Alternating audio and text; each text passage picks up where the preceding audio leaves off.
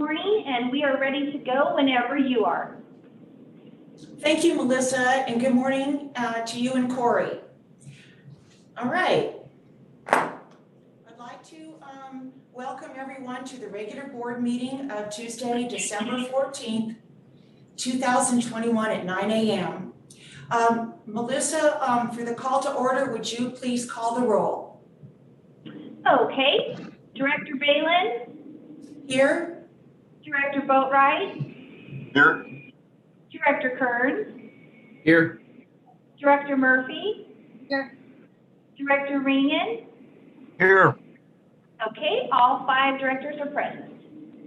Great, thanks, Melissa. All right, so I will recite the pledge, and so please join me and put yourselves on mute.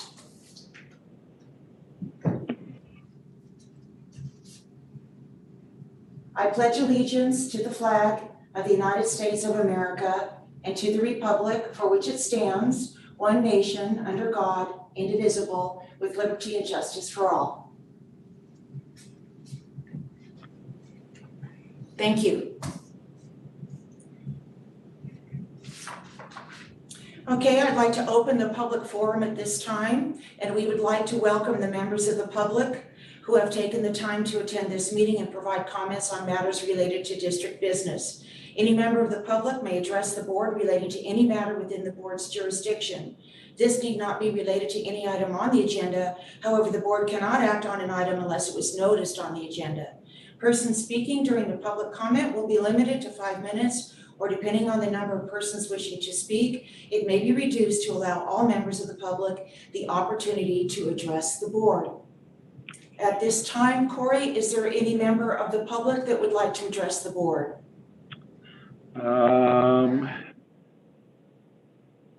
Not that I'm seeing at the moment, no.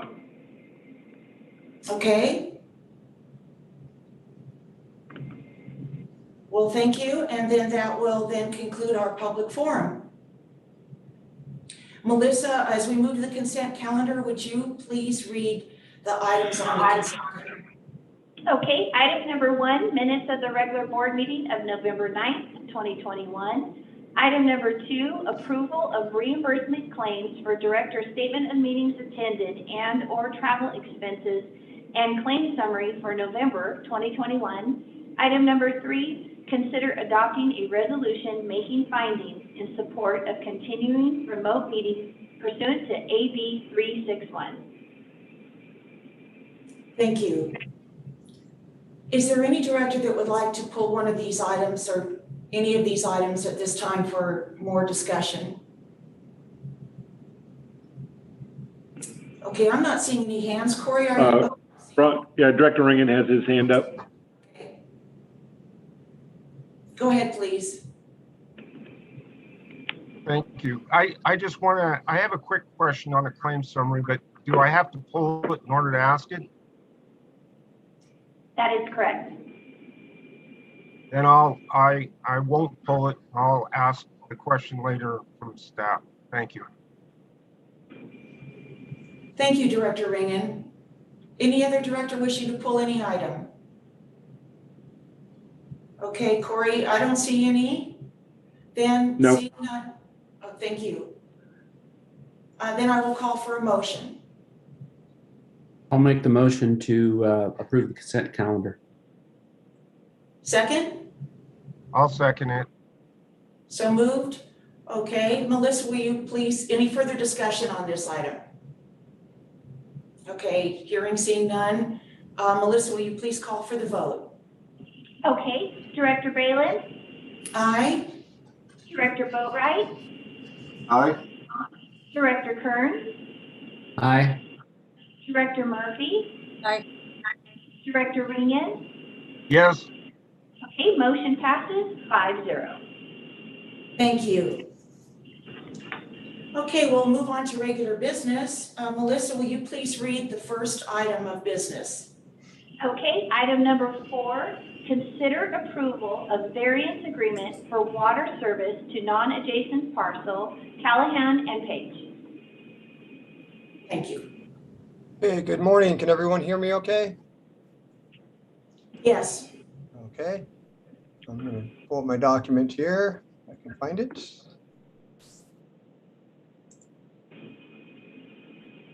Okay, can you see that okay? Yeah. All right, great. Okay, so we have a variance here from the water rules, which require that a water main be extended to a property for service and that a meter be adjacent to the property. This particular property is owned by Ms. Callahan and Mr. Page. It's a 2.7 acre parcel in the city of Sonora. It's accessed off of Shaw's Flat Road. Are you able to see the PDF that says Exhibit A, everyone? Yes. Okay, thank you. So they're looking to put in 2 modulars on this property. And again, the property is accessed from the access road that wraps around the Sonora High School baseball field. Many of you have probably been there. Their request for variance is to put 2 water meters, a single service lateral with 2 water meters at the entrance of the access road. From there, they would construct 2 private water lines, 1 each for each residence in the access road. You can get a better look here in street view of kind of what the area looks like. And so the department has looked at this, and we didn't really feel like there's not a real need here for looping a water main. So going into this access road really didn't seem beneficial from that standpoint. There isn't a development that we foresee would also utilize a water main in this access road. So we just didn't see a whole lot of benefit to extending the water main to their property. So we're supporting the variance for that reason. Let's see if there's anything else. Oh, there is a participation agreement, which is included in your staff report. It's the standard participation agreement that said if for any reason a water main does go down the access road, that the Callahan, Ms. Callahan and Mr. Page would need, or their future property owners would need to participate in that water main project. The agreement gets recorded against the property so that future owners would be aware of it when they purchase the property. I think for the most part, that's it. If anyone has any questions, I'd be happy to answer.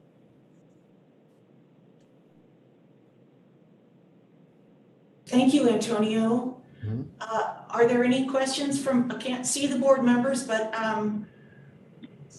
Director Boatwright has his hand up for a comment. go ahead, please.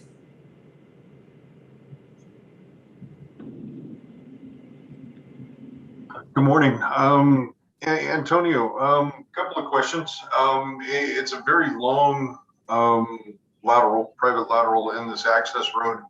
Is there any, I know our trucks for maintaining the sanitary sewer collection system roll back there and other large trucks. Is there a certain construction that they have to adhere to in that access roadway? I'm sure there is. The high school owns the property, and the high school is aware of the project. So in terms of the private line, this would be the city building department inspector and the Callahan and Page and the high school basically working out how these private water lines get constructed. In terms of our service laterals in the street, there's, it's just a standard service lateral really. So again, in terms of construction, it's just, they're gonna have to USA it, make sure they're clear of our sewer main that's going back there. But, construction wise, it's all up to the private property owners in this case. Okay. And with the length of the lateral, if there is a booster pump needed on this, it'd obviously be private, but would we have enough pressure in our main to actually maintain, pressure to get to this property, or is that just, on the private owner? Well, it's ultimately on the private property owners. I have been sort of proactive with the property owners, just informing them, hey, you need to make sure your plumber's aware of this arrangement, just so that you're sizing your private line appropriately, if there's pressure issues, that sort of thing. Even before we put the service lateral in, I want to make sure our standard for a double is 1.5 inches, a lateral that then is split to 2 1-inch services. Maybe they need more, a larger diameter pipeline. So it's open at this point on the public service lateral side, but I have been trying to be proactive in making sure that they are working with their plumber and referring their plumber to me to make sure that their private line's constructed, to meet their needs. Yeah, just don't want to see any, Right, put it all together and then suddenly it doesn't work. right. A lot of money, put out there. And then another question, just on our general map, there are properties that have multiple water services and just have one S indicated on them. Is that those properties only have one sanitary service, or? Yeah, so what? Map works that way? Yeah, so commonly what will happen is that, say you have two, like a duplex, you'll have oftentimes 2 meters, but the property owner may choose to combine the sewer billing accounts into one account to make it simpler. It just depends upon, it's just a billing arrangement. So an S just reflects that it may be just a billing arrangement essentially, but there would be, if you looked at that sewer billing account, it would be double than what a single family home pays. All right, thank you. That's all I have. Thank you. Director Murphy has her hand up for comment. I think I know the answer to this, but just double checking. This is 2 water hookups, no sewer. No, they are connecting to sewer, but I've sort of excluded that because the sewer main, you'll see here, this little triangle, that indicates the sewer lateral that's already stubbed to the property. So we're already adjacent in that regard. So they'll have basically two S's on this map when they're all done. So I ignored it because it's not part of the variance question, but they are going to be a sewer customer also. Okay, very good. Thank you, Sid, for clarifying that.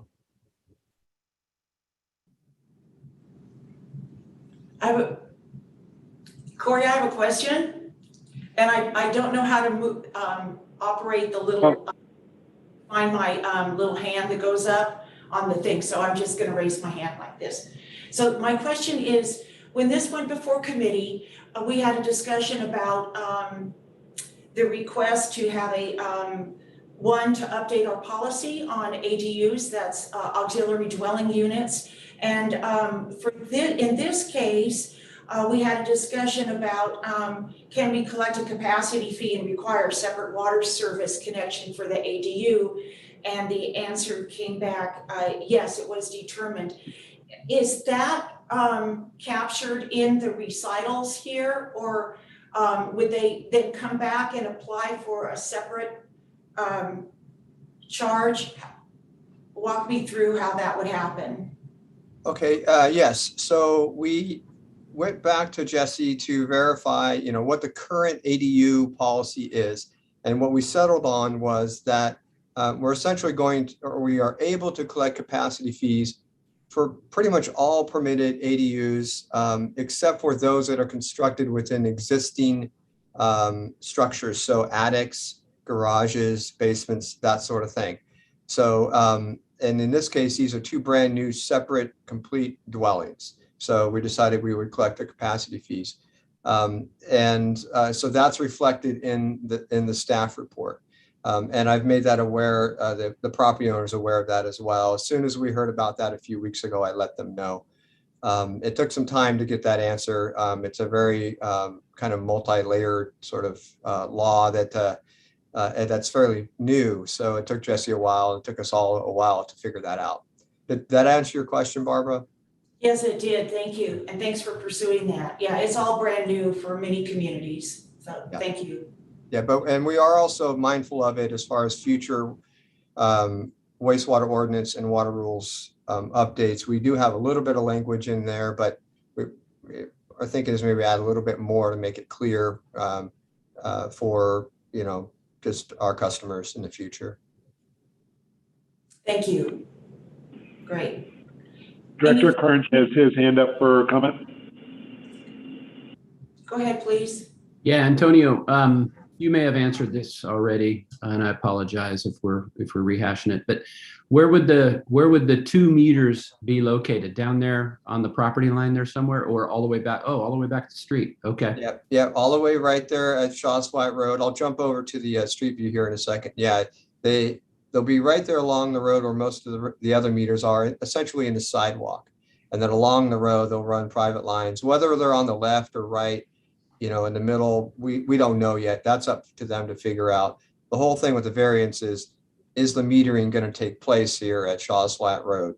Here, I'll Gotcha. give you the street view. That kind of gives you an idea. Oh, yeah, right there. Okay. Yeah, I missed it's that. like I missed one of the private apologize. lines there, but yeah, the main's kind of roughly here, and it will be somewhere in this area.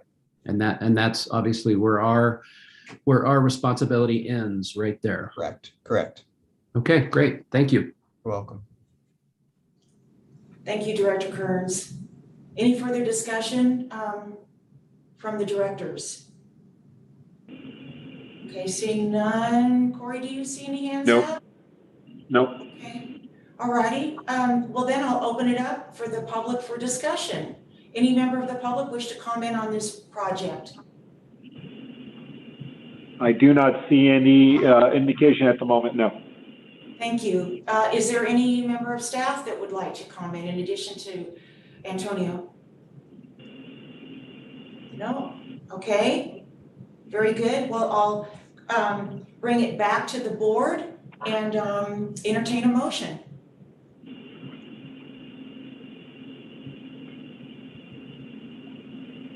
Is there a motion to approve this project? Or this variance, excuse me? Or would Yeah. somebody like to read the recommendation?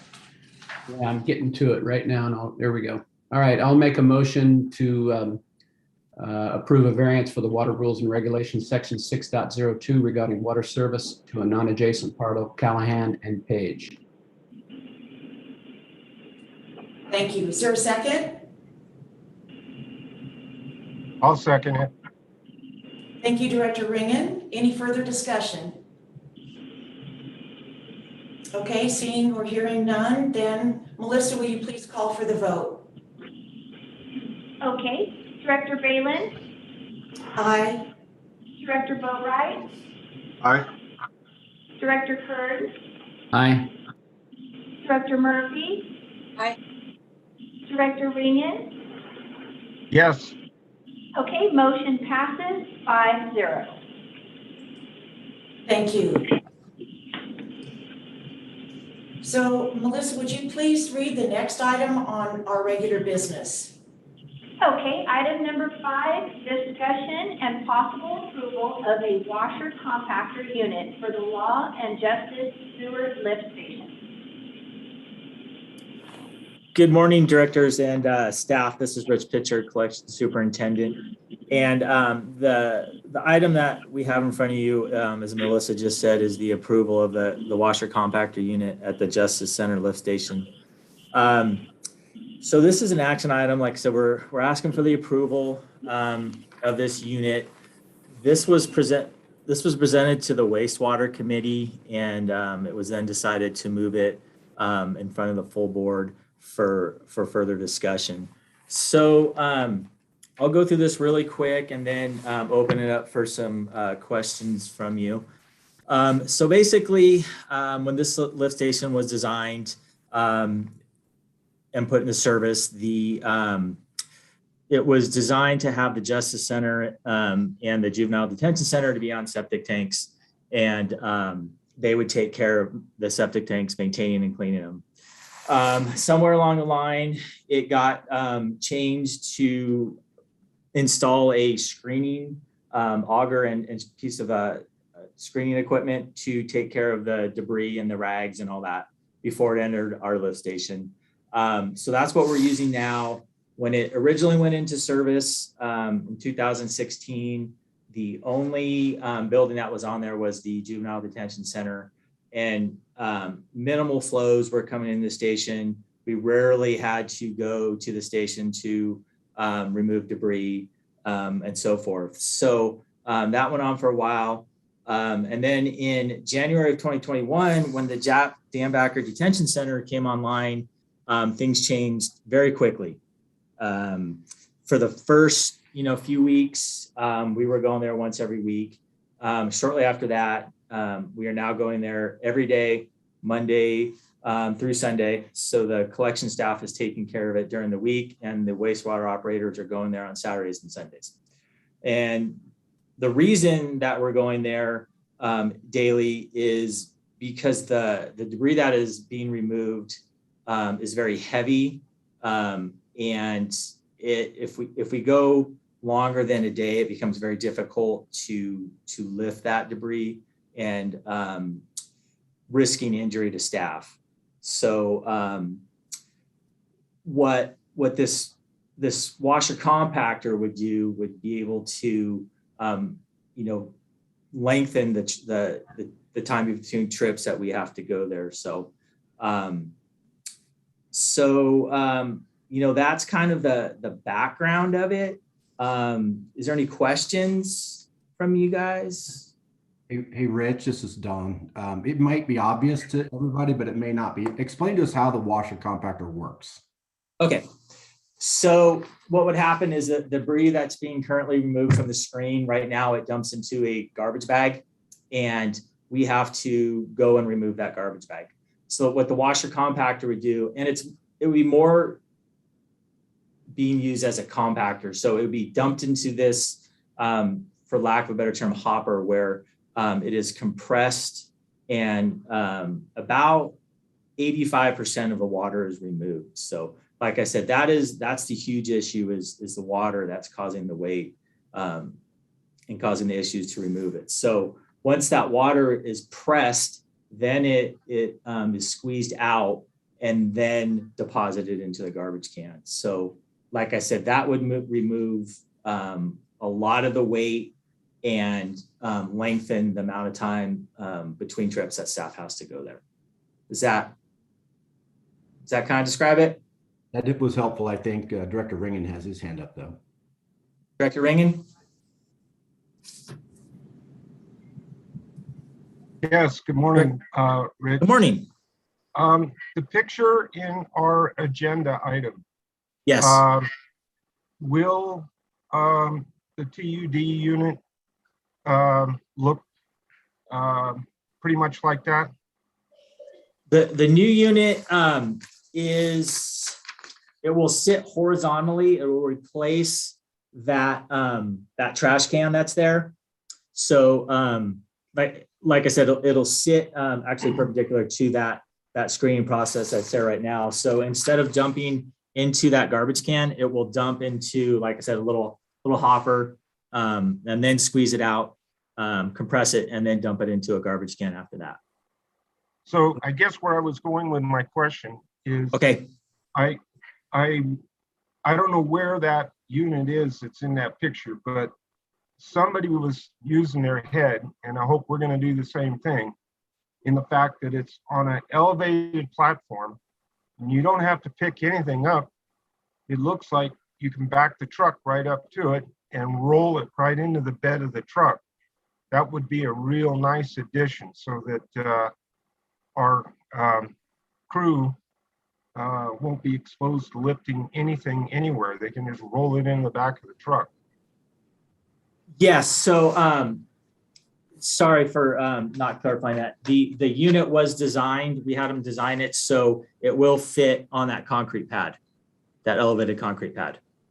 And Director Ringen, just to clarify, that is a picture of the current Law and Justice Center lift station. The picture that you see there is the grinder and the screen that's installed at the site. And Rich is describing to you that the washer compactor will sit in the place of where the garbage can currently is in that photo. Oh, okay. So yeah, that is already existing. Oh, yes, sorry for that, not clarifying that as well. This is an actual picture of the Law and Justice lift station before it was, the pavement went in, the fence went in, all that. So that is what's on site right now.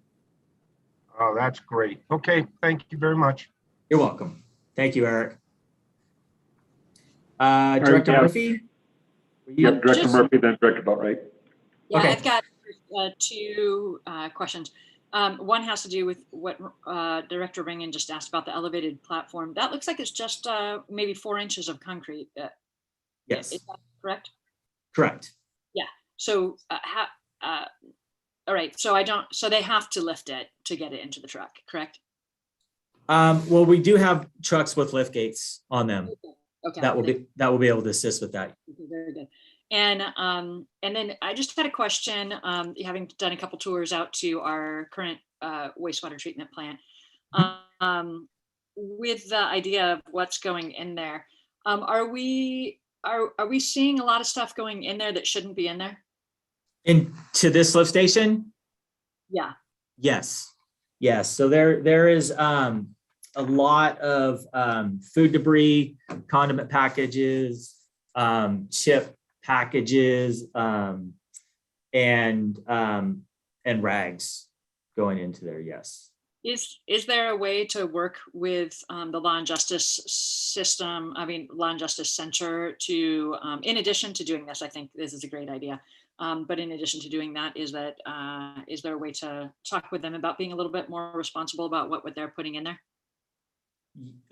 Yes. So we have had some discussions with them, and we're continuing to have discussions with them. I've talked to some people out there, and I'm not sure if Don, I know he was talking about talking to them, but I'm not sure if he's reached out. So yes, we are trying to mitigate that as well before it even gets to the station. Very good, very good. Yeah, it seems like a dual arm approach seems like a good idea. And I Yeah. just want to apologize for not having my video on. My internet connection's a little unstable today, and it's when I have the video on, it's you guys are cutting out when you're talking. So Oh, okay. on this way, unless there's a reason for me to have the video on. So thank you very much. Appreciate it. Thank you. Director Boatwright, I believe you were next. Thank you. Good morning. Morning. Other than this being a long-standing thorn in my side, dating back 6 years before my retirement, superintendent, and the need for this type of equipment at this facility based on a collection system from a inmate facility. Couple of clarifying questions. Ron was talking about the ability to back up to it. The discharge chute on this is 65.5 inches off of the ground to the bottom. Is what I'm seeing in the drawing. Is it? No, I don't believe I printed that. So if that's what you're seeing on that schematic, then yes. I printed everything else except that schematic. I think that's correct, Director Boatwright. From the diagram in the agenda package, Rich, it shows a 65.5 inch to the bottom of the discharge chute. Okay. Yeah, what you may find, based on experience with the Twain Art washer compactor,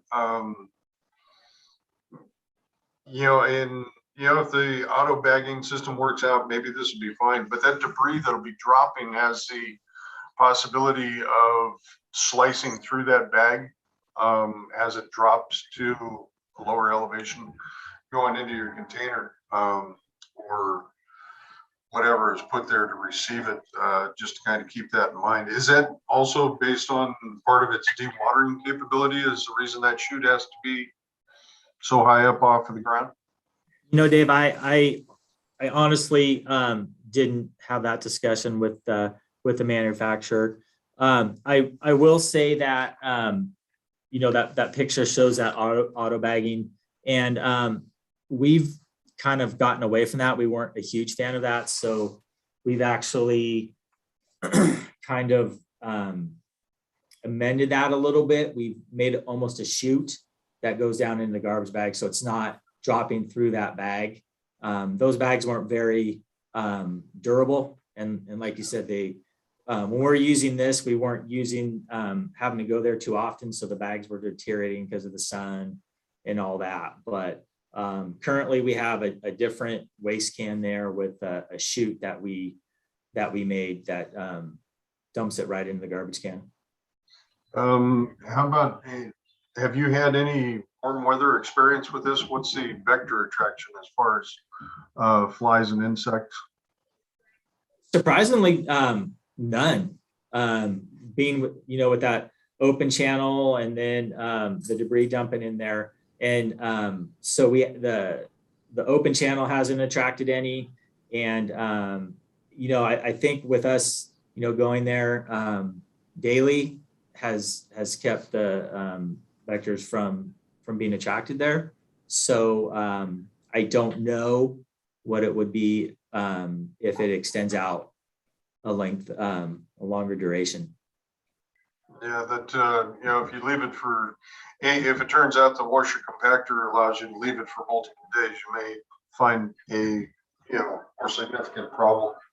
Yeah. With that, let's see, the manufacturer of the unit being looked at, is that American made, foreign made, question for parts availability for rebuild? It is the same. One of the reasons that we want to go with the unit that I'm proposing is it's the same manufacturer as the unit that's there now. So I did not look into that. You may have some recollection, sorry, from when it originally went in, but like I said, it's the same manufacturer that provided us with the initial equipment. They are out of Santa Ana, but I don't know if that's where it's manufactured. Yeah, just, concern in today's world, suppliers don't keep real full shelves. And sometimes the lead time to get a critical piece of, wear item or repair part, can take quite a while. But the other concern I have is going back to the, let's see, where was it? The fiscal impact. Yes. Fabulous that the Columbia Interceptor came in under budget. Great. Yes. Really like that. But during our wastewater committee meeting, we spoke of the Apple Valley project was actually complete on the CIP, but carried forward and fully funded. Is that money still available and put this, collection system lining funds back to lining collection systems? So I don't see Steve here. no, Steve is there. Yeah, Steve is there. I believe those funds have been reallocated, but Steve, do you have an answer for that? Yeah, I can chime in here. Since the committee meetings and everything else, we've looked at this and I feel confident that we have sufficient funds within the budget to cover this proposed expense. We will be doing a comprehensive CIP and mid-year budget update after December 31st. But again, for purposes of today, like I said, I'm confident and comfortable that we have sufficient funds within the budget not to take away from any other projects and to go ahead with this proposed. Okay. And then the Melvilla sewer lift station rehabilitation project, that'll come back up through wastewater committee as well? I'm sorry, Dave. What's the question again that you're asking as far as the project? CIP for the Melvilla sewer lift station come back up through committee. For next year or currently? Well, it's listed here as it was funded. And I know that, the committee had thought about taking it up, but there just wasn't time for a meeting last month or this month. As far as the site visit and all that, yeah, definitely, for sure. Yeah, we can do that. All right, thank you. You're welcome. We have Director Murphy and then Director Balin with her hand up for a comment. Hi. Yeah, so I feel like I read in the agenda, now I'm looking back to see if I find it, that there was a possibility of reaching out to the Law and Justice Center to co-fund this with us. And that to me, that seems appropriate if part of the issue is their kind of misuse of the system. We're getting a lot of stuff. It sounds like we're getting a lot of stuff in there that would be ideally would not go into that. Is that what's the likelihood of that, or what's the process on that? I suppose. Director Murphy, Dawn, let me jump in there real quick. Yeah, this is Dawn. So I did in fact have a meeting with the county CEO, Tracy Riggs, a few weeks ago on a number of topics, and this was one of them. And yes, she was going to reach out to her staff on trying to figure out why this debris is allowed to be sent down the sewer and to see if anything can be done about that. In addition, she asked me to ask our staff to reach out to some of her staff on a possible cost share project with them. And I think Eric probably has some more information on that. Certainly, and we did make that communication with county staff. It was very productive, and it would require a budget amendment, and which is a 4/5 vote of the Board of Supervisors. And at this point, we're awaiting the opportunity to present our case to the Board of Supervisors. But initial feedback from staff is that they were willing to elevate this to the Board of Supervisors for a decision. So I can't really reflect on what our likelihood of success is, other than to say that we have had those communications, and it looks like we'll have an opportunity to justify the need for this in front of the Board of Supervisors at a date in the next month to month and a half. Very good, thank you. You're welcome. Director Balin? Thank you.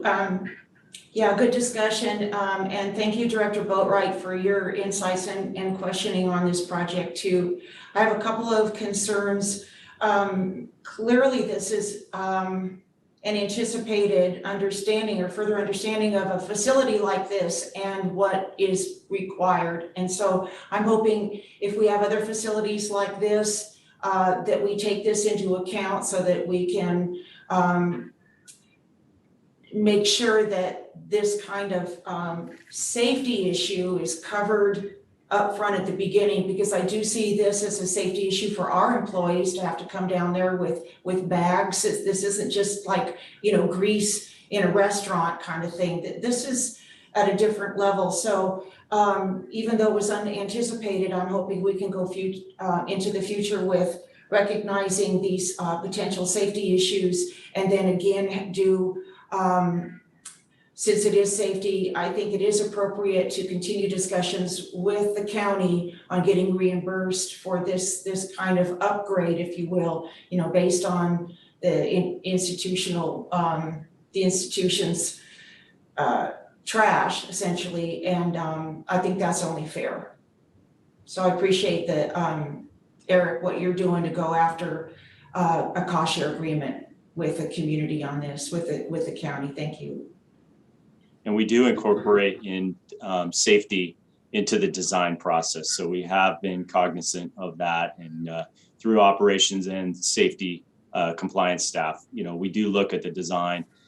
This just wasn't anticipated, and so it's a little bit of a retrofit, but your point is well taken. Going forward, we definitely need to incorporate that into all the new designs, especially if there's another facility like this.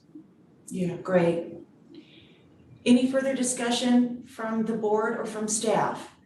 Yes, we had Director Boatwright and then Director Ringen right after. Yeah, like I said, a continued thorn in my side here.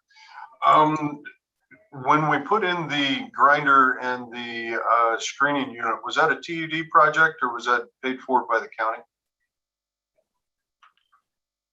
My understanding, and correct me if I'm wrong, Eric, is it was funded by the county. That's correct. Okay. And I'm not sure why we didn't go with the washer compactor on there as well at that point in time, because this, like I said, I started at the beginning of this, a jail facility with inmates. They try and disrupt the system, and the toilet is their garbage can. Anything and everything that they have, right down to the clothes that they're given to wear, they attempt to flush down the toilet to disrupt things. So that I think this, hindsight tells me we could have done a lot different, but that's hindsight. So thank you. Right, we have Director Ringen. Okay, thank you. I remember when the original station was installed, and everything that led up to the vote to go ahead with it.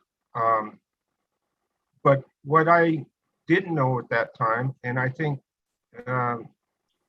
Eric Johnson can probably correct me on this if I'm off base, but I think that actually, Director Boatwright, that it would have been adequate, the original setup, because the county was supposed to put two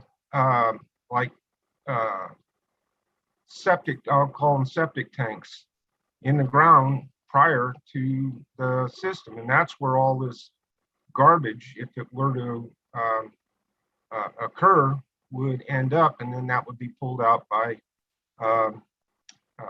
septic haulers, and it would never reach the station. And then, for what I've heard, is that for some reason the county had them in the ground, maybe not covered, but had them in the ground and then pulled them out. So then all of that stuff, from what I understand, now goes directly to the station, and that's what's causing the problem. So at any rate, Eric, you can correct me if I'm wrong, but it also makes a good reason why the county should have to pony up.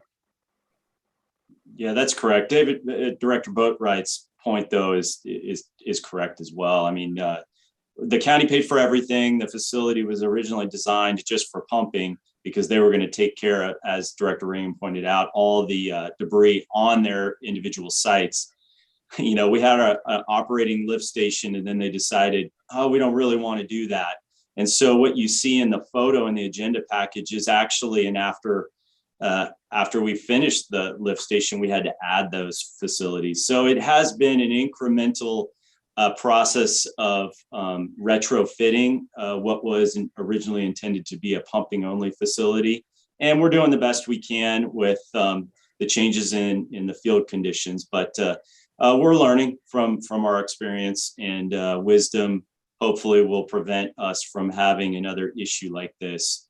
And that's where we're at. But the county has paid for everything on that facility, and we're hopeful we will get some funding assistance for this last add-on.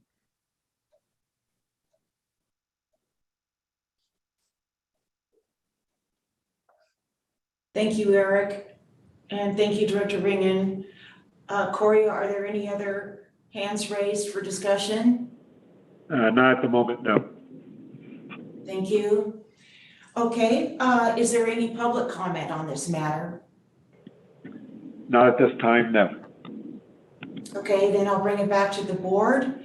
If there's no further discussion, would anybody like to make a motion on this to approve the purchase of the washer compactor unit? I'll make that motion. I would second that motion. Thank you.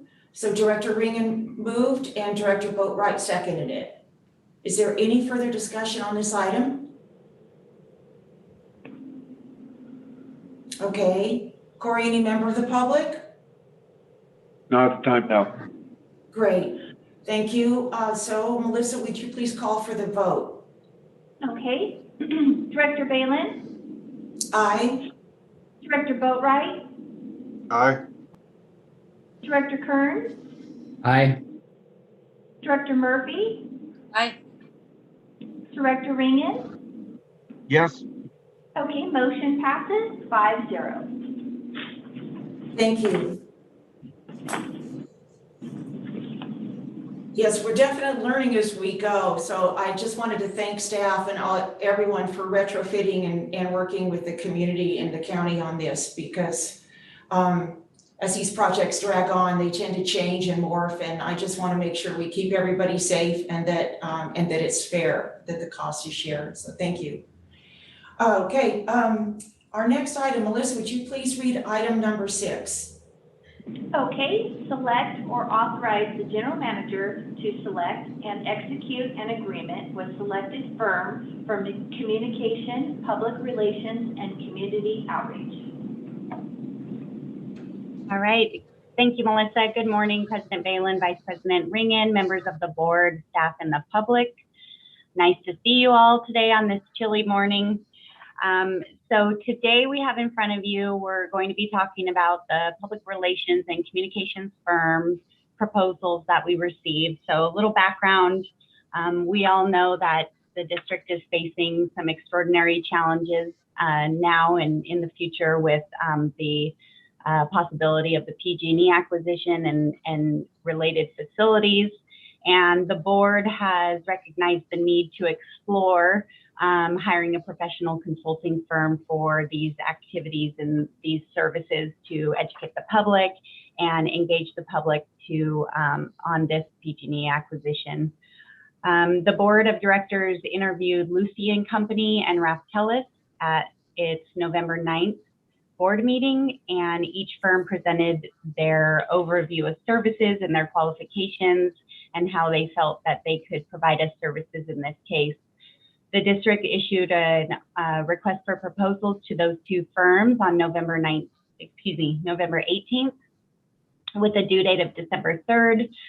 We did receive proposals from both Lucy and Company and Raftellus, and in the fiscal impact section of the staff report, as well as in those proposals, you can see the cost of those items. Both Lucy and Company and Raftellus provided us a base cost proposal for what they felt like would be needed to accomplish this task, but also included some optional tasks like things such as video presentations, some additional public engagement, and some additional research. And those proposals came out to Lucy and Company with the base and the optional $135,565, and for Raftellus a total of $119,704.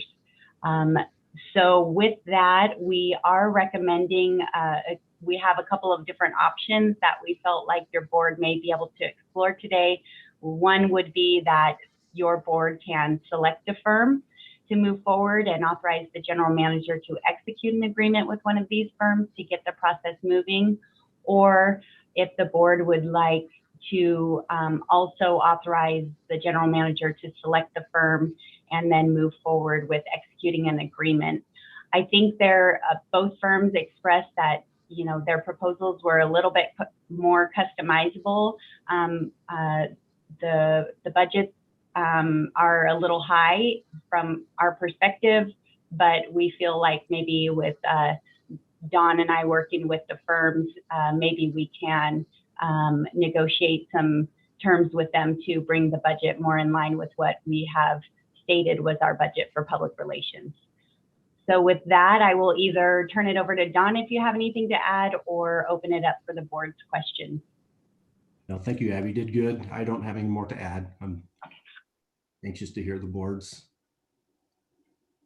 Dawn, I will just say you are a little bit muffled, so, and it is a little bit difficult to hear you.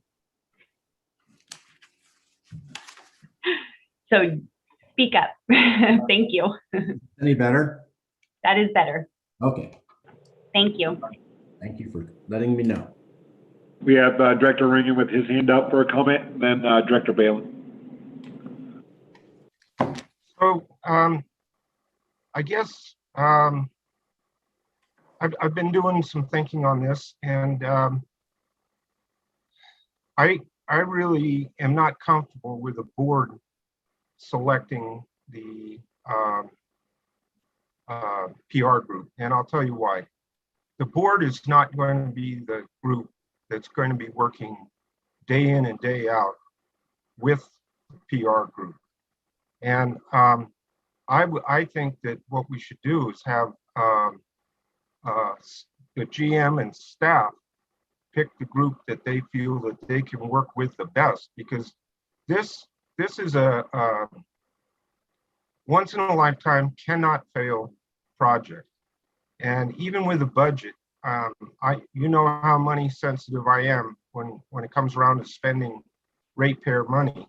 I get really, really sensitive about that. But to me, this is a one time when I don't care what the budget is. I think that TUD cannot fail in this acquisition, and it's going to be an incredible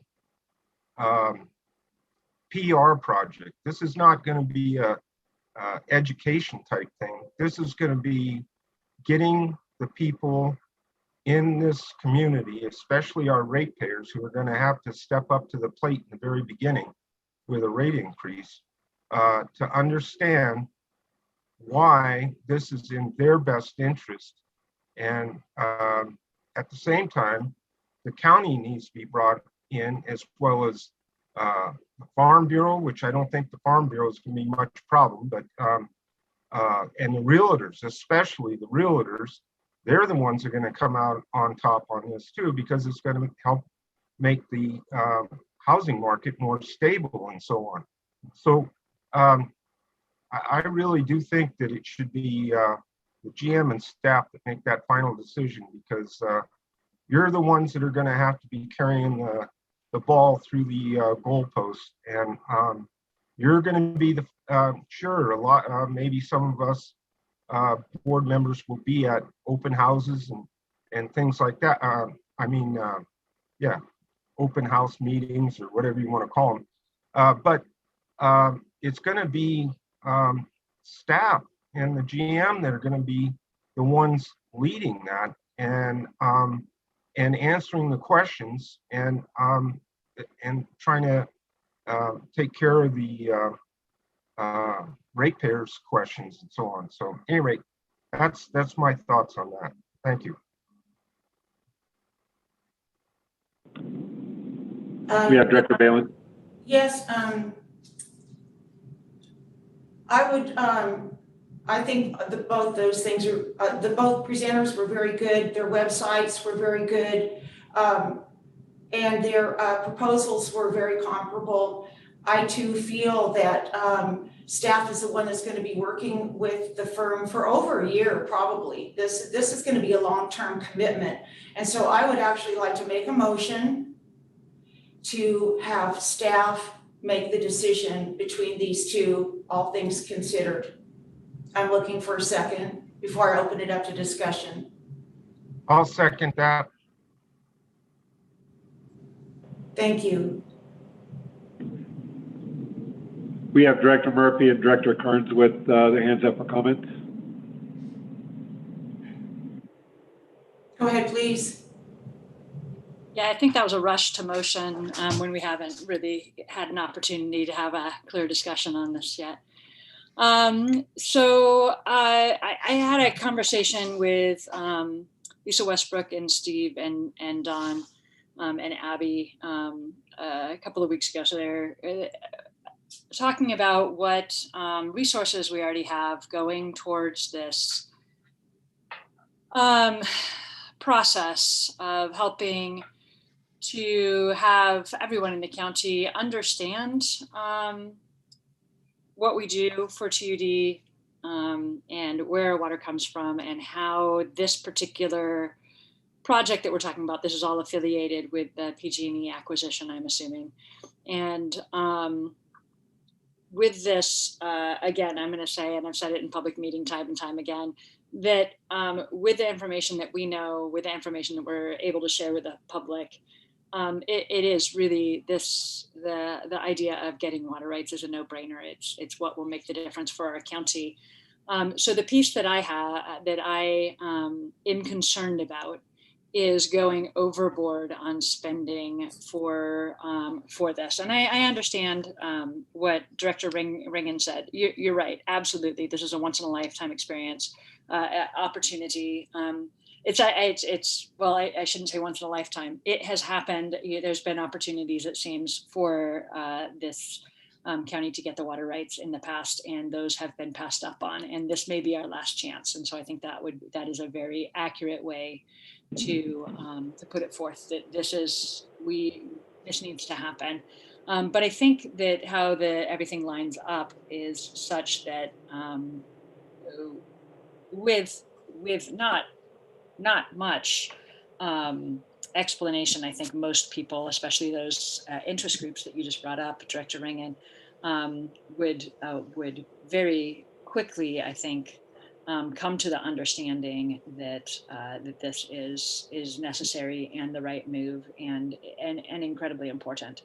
And I think every homeowner would come to that conclusion as well, because without water or with very expensive water, everything about the value of your home and the rentability of it and the sellability of it goes down if water is not readily available or available at an affordable price.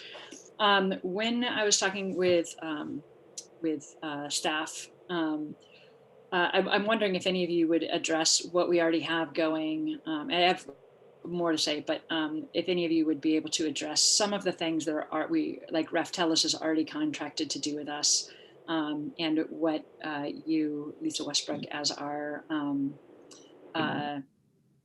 head of outreach and public relations is already doing as far as getting information out to the public. So if you guys could just clarify that would be great. The other piece that I'd like to say is those two companies are incredibly different. Their strategies of going forward are very different. I feel, and this is my time that I get to say it, I feel that we would be well served to go with Ref Telus. And I worry if we went with the Lucien company, that we're just going to, their process on this for me as a ratepayer and as someone who has participated and on both sides of focus groups, I think they'll bring a lot of confusion to the issue. I don't think that the way that they would go about it would help clarify things. It may $200,000 down the road, but it would start by muddying the waters. And I think Ref Telus had a much clearer view, knows us better, has a much clearer view of that pathway forward. So I have a very strong opinion on if we are going to go with a firm, which firm we should go with. And I feel we could make a huge mistake here. And so I'm willing to give the decision-making power to the staff, but I want the staff to hear me very clearly that I have very strong views on this. Thank you. Thank you. Director Kearns. Yeah, I understand President Balin and Vice President Ringen's point of view on this about having the staff pick it. I can't help but feel like we're shirking our responsibility a little bit, though. So before we vote on this, I'd like to hear from staff if they feel comfortable to tell us who they might be leaning towards, and that may make it really easy for all of us here to settle this thing once and for all. Lisa, do you feel comfortable telling us who you might feel better working with, or if I'm out of bounds, you tell me and I won't push you. I am fine with giving my opinion. I did go through with Abby both of those proposals very closely in detail. We met for like an hour going through all the pros and cons for both of the proposals. And looking at what Raffatellis has offered, I think they better align with what we're actually looking for regarding Prop 218 and their expertise with the different water districts in that theory. And also, I know Director Murphy was wondering what I thought about public outreach. We do have the TUCO Our Water as a good standing point. That was another item that Raffatellis put in there that they would give it a new facelift, which I do believe it needs when we really start pushing our public outreach efforts. So I'm leaning towards Raffatellis. That would be my first pick or staff decision, but that I will also leave that to Don and Abby to decide as well. Yeah, Don and Abby, how do you guys feel? I'll jump in there, Abby.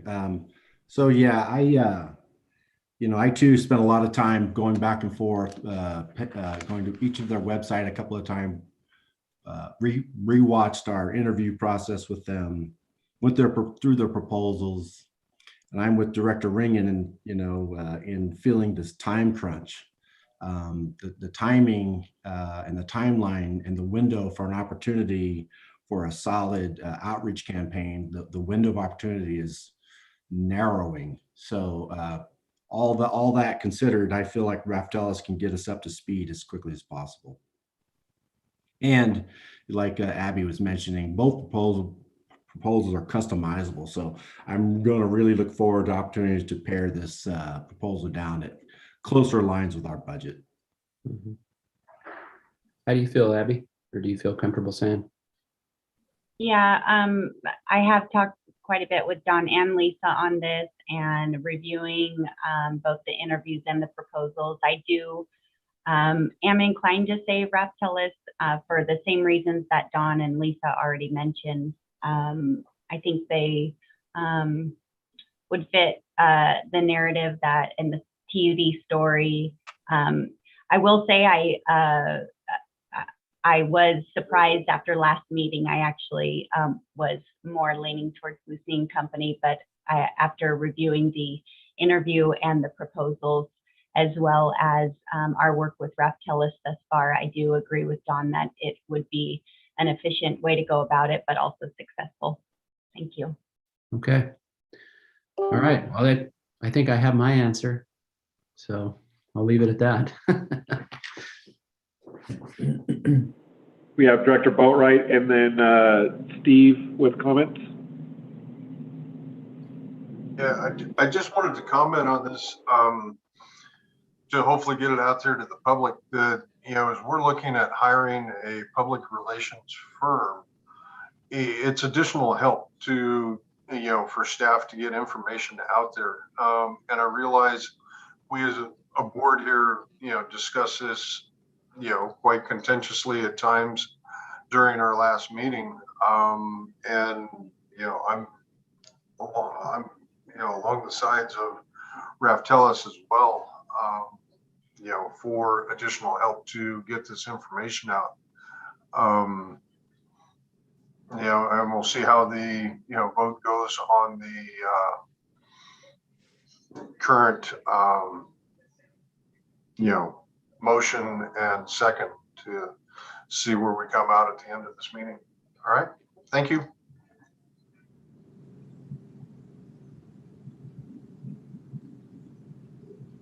So you didn't ask me, Jeff, but I'm going to go ahead and give you my opinion, as you all know. And, I apologize, Steve. I should have. You're right. No, that's okay. I'll preface it with, I kind of feel like, first and foremost, the board adopts the budget every year. The general manager is responsible for that budget, but I feel like I'm the guardian at the gate. I'm the one here making on a day-to-day basis, what can we do and stuff. And sometimes we get in these touchy-feely areas, and I struggle with that. So y'all know I'm a lousy poker player. I'm just going to tell you the way I see it. And, one thing that I think is pertinent, Director Murphy brought up is that I think all of you know is, since early 2020, we have had a contract with Raffatellis. That contract is specifically to provide us a financing plan and implementation of a Prop 218 procedure. So what Lisa mentioned in there, that's already underway. We've all been working with Raffatellis. We continue to work with them. Don, I think, is going to have an update on that. I'll probably have an update on that. But I think it's important to understand that we already have an existing thing. Now, it does not go to the extent of what this public relations campaign is. And I agree with the comments made about at all costs, and this is a once in a universe thing, and we have to make it happen. But on the same token, I get very concerned as to what is necessary and what is appropriate, given our budget, given everything else in here. So, you know, I think the real question I have is, what is the goals and objectives with this public relations campaign? I think it would be far different if we were trying to get a 2/3 vote parcel tax across this county, how we're going to go about that. But if one of the main objectives is to do this 218 and be successful with it, again, we've done 218s before, that we already have someone working on that. So even if we want to, and I understand, educate the public, get people on board, do that. Again, what's the goals and objectives? You know, these other people, we need their support, but they're not going to have a financial interest in this, I don't believe, but you know, we need this. So whoever we go with, the two comments I'll have for the group is, one, I think it's critically that this be intertwined with what we're already doing. No matter what the public relations campaign ends up looking like and how long it goes on and what we do, it has to be intertwined with this 218 process. That's a given. The second one is again, how much and where do we do this? How can we maximize our investment in this firm? And that's where I think Don and Abby mentioned it's customizable. I think it's with Lisa, and that's where, to me, it's much more challenging for the board to just say, well, yeah, let's select this firm and go this far, because I think right now we don't know exactly what it looks like. We know we need to do a 218 process. We know we need to make this acquisition happen, but this is kind of a brave new world. So, you know, those I think are my most pertinent comments in there. And, you know, and that's what I think is critically important. So for what it's worth, hope that adds to everybody. And I probably got Don's attention real quick as soon as I spoke up. So on to you, Don. Thank you, Steve. A couple things. I wanted to jokingly ask Ron if he checked his temperature. When you said you don't care about the budget, I know that's not necessarily true. I'm just making light of the situation. But you know, this is the most important thing going for sure. But you know, we got to keep water in the pipes, sewer in the pipes, all heading in the right direction. So our capital budget is also important. And so we can manage all of those things. But I didn't want, I think it was Director Murphy asked for a bit of a comprehensive list of the things we have done. And I think Abby can, hopefully, if you can run down kind of that list of things. Of late, last week, I went to the Tuolumne County Association of Realtors, I think that's their name, and gave a little bit of a spiel on our efforts. And again, it was well received. So anyway, thank you. We have Director Ringen and then Director Balin. Okay, so it sounds like staff has made a decision, and if they feel that they can work with Raftellus the best, that's about all I would ever want to ask for. The only thing that I will say is that I read probably 3 times both of the proposals from both groups. And I would ask, please, please, please, General Manager Perkins and the others that are going to be intimately involved with, apparently it's going to be Raftellus, that you really get clarification from them as to some of the things that I found in that proposal that I just shook my head at.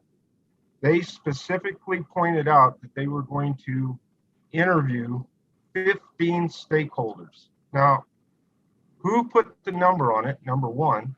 Who's going to pick the stakeholders, and how's that going to work?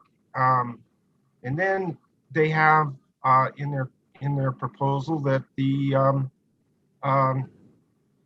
for like the meetings, in-person meetings, and maybe even on the Zoom, that they are going to support staff. Well, I'm not sure staff is marketing people, and that kind of concerned me because what does support mean? I mean, that means you folks are going to have to be doing all the talking, all the presenting, and they're just going to be standing in the background, having given you maybe some advice in the beginning or something along that line. So,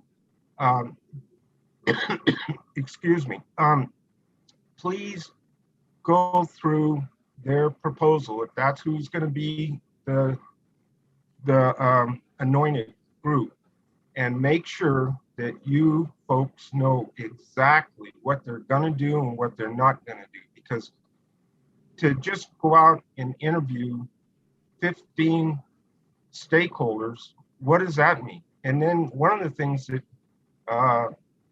Rattelis's presenter said was that they were going to individually interview the board directors. Well, that to me is a waste of time. I mean, the people that are in the know is the GM and staff, and that's the people that should be being interviewed, along with probably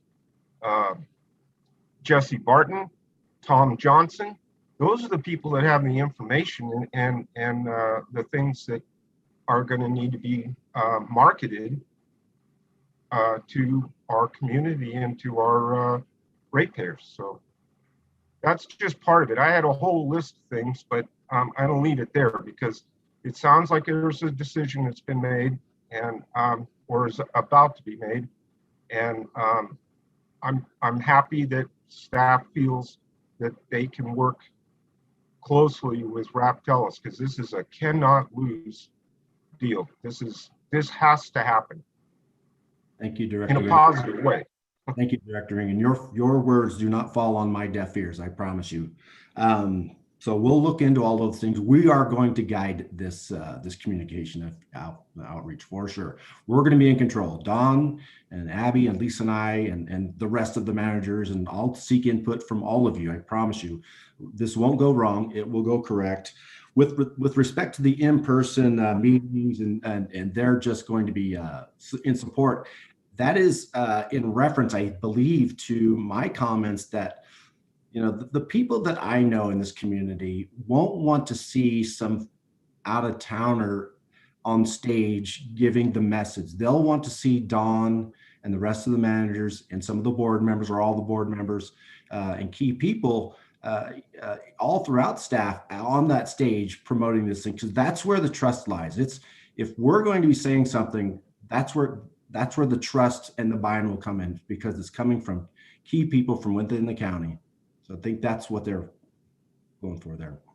Anyway, thank you, Ron. I promise your words, I wrote them down. We'll pay attention. If you have more questions, I'll get them from you. Okay, we have Director Balin and then Director Murphy. Yeah, I'm just really grateful that staff is speaking up. Thank you, Director Kearns, because we weren't at this place at our last meeting. And the most important thing to me is that staff is going to be working closely with whichever firm this is. And you guys feel really comfortable with Rattelis. That is exactly what I wanted to know last meeting. And now that I have that information, I have full confidence that you guys will team this together and go forward. So this is great. I would want to then, after Director Murphy speaks, we open it up to the public. I can either do it two ways. I can withdraw, or we can go ahead and vote on the motion and the second. We don't have Jesse here, but for staff to then pick, sounds like Rattelis, and go forward with that. And it sounds like Don is giving his assurance that that's the direction that we're going to go. So that would probably be the cleanest thing to do, since it's already a motion and a second on the table. But anyway, I'm glad. Thank you, staff, for giving your opinion on this. You guys, this is going to be another year relationship. So thank you. Thank you, Director Bailey. Appreciate it. Okay. Director Murphy. Don, you said a big part of what my 2 cents was as well. It is that the people from the community want to hear from the people they voted in, and who are the people who have been running TUD for this time. You know, that's who they want talking to them. They don't want out of towner, you know, coming and giving them the information. But the background support on this of defining when, where, how, what is the piece that support means is that they're going to help create the best scenario, but then the faces that are going to be up there are going to be the local faces, which I think is so very important. And the other thing I just wanted to clarify on the stakeholders thing, just because it's language in the realm that I work in, you guys as staff will pick who you guys think are the most important, not important, but I mean, I guess so. Make it to whatever. But the groups and it's what Director Ringen had mentioned before. He started to bring up some of the groups that are really really key in the community, that are groups that already exist, like the Farm Bureau and the Business Association, the Realtors, and the, you know, each of these, and each of those entities would be considered a stakeholder. So an individual is not considered a stakeholder. The stakeholders are the people, the entities within the community that will be affected by this. And by interviewing those stakeholders, which is a very common thing to do, you find out what pieces of this resonate most with them. And it gives you the opportunity to clarify with them their specific concerns of that group. So like the Ag Bureau will have a specific set of concerns that they want addressed, and we will then have that information to prepare the meeting for their group, to make sure that we are basically, rather it's a cleaner way of doing it than opening things up to question and answer at a town hall or something where things can go in a bunch of different directions. The interviewing of the stakeholders, you understand what their concerns are, and you can directly address them. And so it's a very clean and good process to go through. 15 was probably just a number that they needed a number to put into the proposal. But I'm assuming that the staff will pick who those groups are within the community, and who best to represent those groups to bring that information forward, so we can understand their concerns and their needs and help illuminate that part of the benefits that they will see from this, and assuage their concerns. All right, thank you. Thank you, Director Murphy. Yeah, it's hard. You know, can't say who's more important than the next, group of people, but we do have some community partners. We've been real intentional here lately, staff, with reaching out to our community partners, Tuolumne County, City of Sonora, tribal partners, and so on. And so, they're among the 15. Still, we need to work with closely and be upfront and center with them. So thank you. We have a comment from Director Kearns. Yeah, I'd just like to say I agree with all those comments that were brought up there by all the directors and the staff. And also, I just want to thank the staff for giving us their opinion. I know I put you on the spot, and I think it needed to be done. And I'm very thankful that you guys spoke freely, and I appreciate it. And because we needed that as a board to figure out what we want to do here. And Steve, I'm so sorry. I had no intention of a slight there. It's just that we were in the PR mode there, and I should have called on you, and I apologize. Other than that, I'm done. Thank you. Thank you, Director Kearns. So do you still want to hear a rundown of some of the things we have done, or are we satisfied with that? I think just to make sure, or it can be in I don't know if with the Brown Act, can it be an email out to the board members just so that we all already know what's contracted outside of this new agreement? What we already have going. When Abby had created something before that, I'm not sure if Abby or Lisa had created it, but that I found very helpful. And so that's what that question was about, is that could be shared with the rest of the board. I think that would be valuable.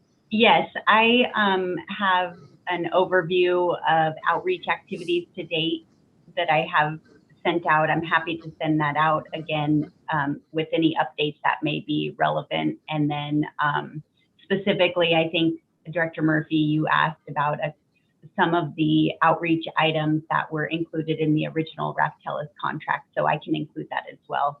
It's mostly related to a 218 process, developing a fact sheet, developing a brochure for customers, and some of the graphics for those documents and messaging.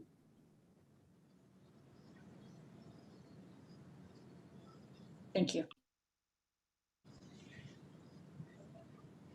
Is there any further discussion from the board before I open it up to the public? Corey, is there any member of the public? Not at this moment, no. Okay. Well, I truly believe that we've come to some consensus here in that we've done our due diligence, we've reviewed, we've had multiple processes and steps in this process. Abby, you've done a great job. Staff, thank you for giving your opinion on this matter. I think that really helps all of us to come to consensus. And I think that we can say that the board's doing its due diligence while it's empowering staff to make the decision on who they can work with. And yes, we do have a relationship with Raftellus. And so with that, I will go ahead and I've made a motion, which is to let staff make the decision. Looks like we all know what that is. Director Ringen has seconded it. And Melissa, will you call for the vote? Okay, Director Balin, Aye. Director Boatright, I'm confused on what we're voting on or how that would move it forward. What's moving forward is a motion based on this discussion to have staff make the final selection, which it sounds like they have publicly made that with a degree of confidence. So the motion is that we have staff go forward with who they feel is the best fit, and it was seconded. I'm wondering if we might, to clarify things, we might be able to make this all a cleaner process. That was a collaborative process here, and amend the motion to just decide to offer the contract to Raftellus.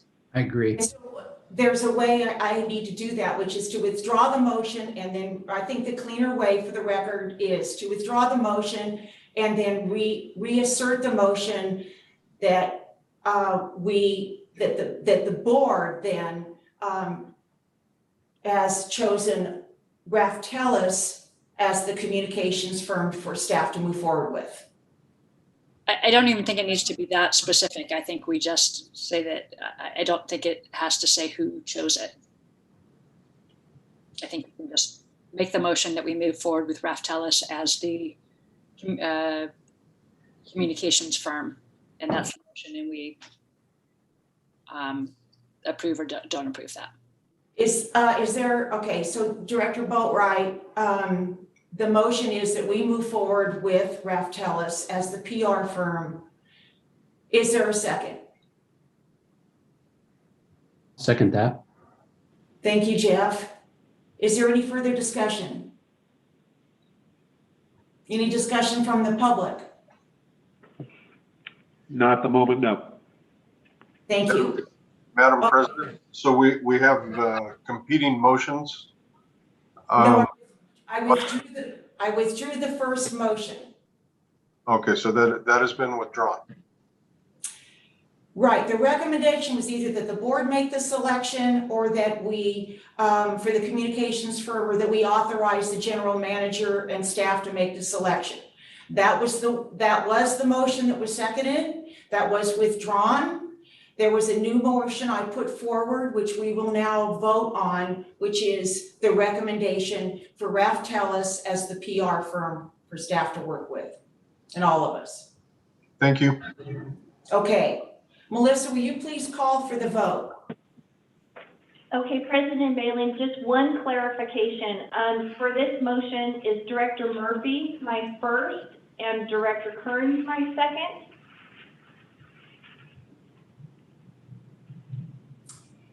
All I remember is Director Kearns. Director Murphy, were you first?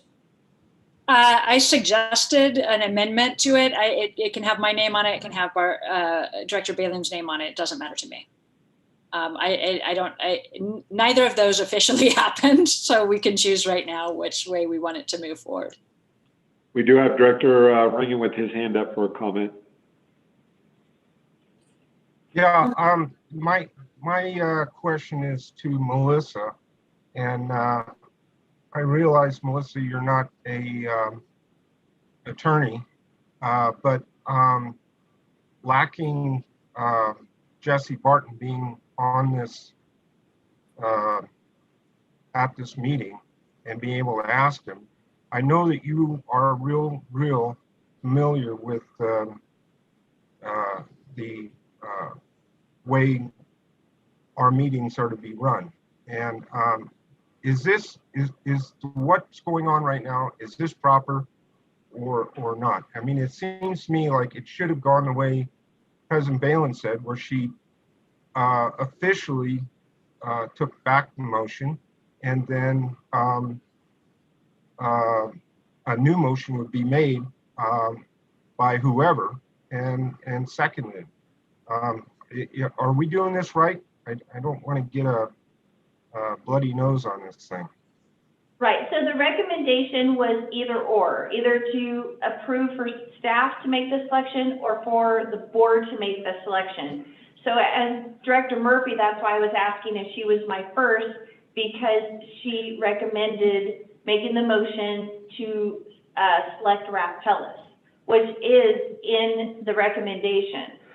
So you have two ways to either go with it. So she recommended, made the motion to select Raptelis.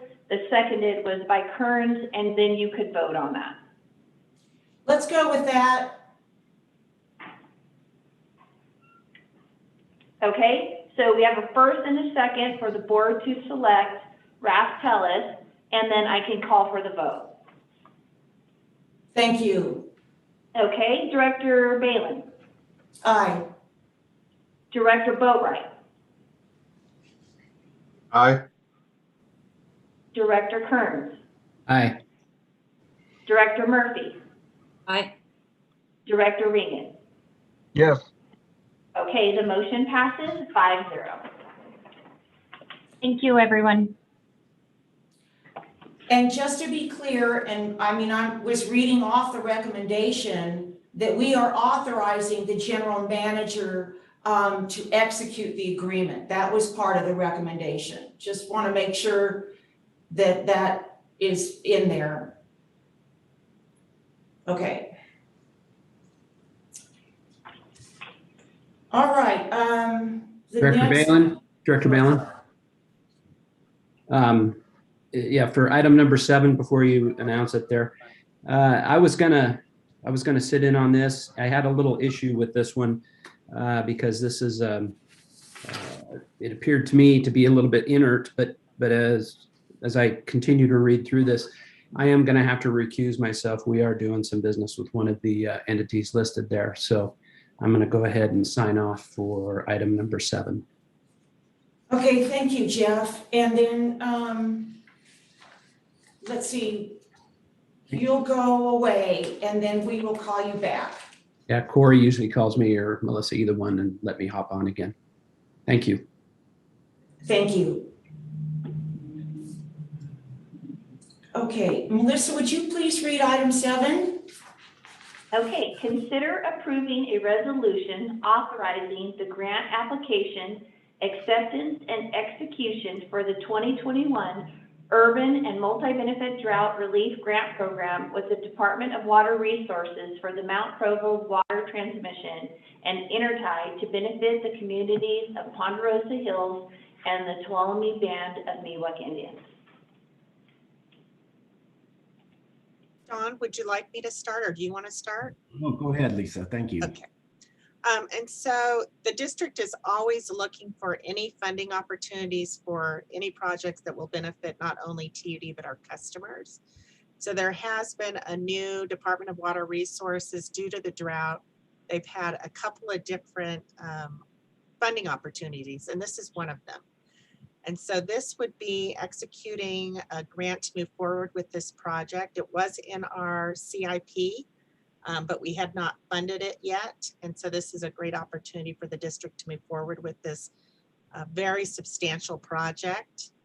And so what we're asking for today is the board resolution to move forward with submitting the grant application. And the round of funding has already been, there's been one round of funding already. The second one to be one of the selected applicants is actually this Friday. They recommend anyone interested in getting funded through this to have the application submitted by then. That's why it did not go to the water committee. So we're hoping that the board approves this, and it would really help immensely the Ponderosa water system. And we've had a lot of issues up there. That system is in dire need of any kind of improvement that we can give it. So having a funding opportunity of $2.9 million would greatly improve water quality, the transmission line, and make it more safe for not only the public up in the Ponderosa water system, but it will also be another avenue to improve the water quality for the Tuolumne Band of Miwok Indians. So that's just kind of a summary. There was a full packet given to the board, including a mapping to give you an idea of what we're looking at the transmission line. So what we're looking for today is just board approval to go ahead and submit the grant application, and then also a board resolution that would go with that for the grant application. Okay, let me add just a little bit. Thank you, Lisa. Great job. So sometimes staff, we're so intimately involved with these projects, and these projects are going on for years and years. And I take for granted sometimes that maybe all the ins and outs of what this little Mount Provo transmission line does. So this is a major part of the TWSOP, right? Our consolidation efforts. That's many, many millions of dollars. Okay, so this is a way would be able to bring water down from the upper basin system to add water to the lower zone, the Ponderosa system, which, by the way, feeds the Mueller water system and the Tuolumne Band of Miwoks. Now, so the Ponderosa water treatment plant is in dire straits. It's very old, very antiquated, and it's not long for the world. And it is just right up against its ability to produce any more water. So that's that. Now, if the community wasn't going to grow, maybe it isn't that important. But the Tuolumne Band of Miwoks have come to us on a number of occasions with a number of projects, and their desire to grow is great. And they want to grow significantly and at a quicker time pace than TUD is ready for. So the logical way to bring water to them and the rest of the community is from the upper basin system, relying on all gravity, right? Versus pumping up from the Tuolumne water treatment plant. So anyway, I just wanted to add a little bit more information there why this is being brought before you. So it's just an opportunity. So thank you. And I did want to add one of the unique opportunities for this grant is the fiscal impact. Since it's a Department of Water Resources grant opportunity due to the drought, there is no match required, which is very, very rare. Usually it's 25, 50% match, which would be a huge amount of money that would be required by the district to get this grant moving forward. So the grant fund is 2.9 million, and the district is doing a small match because that usually gives your application a little bit of a bump in points of 123,220 from the design that our engineers would be working on that project.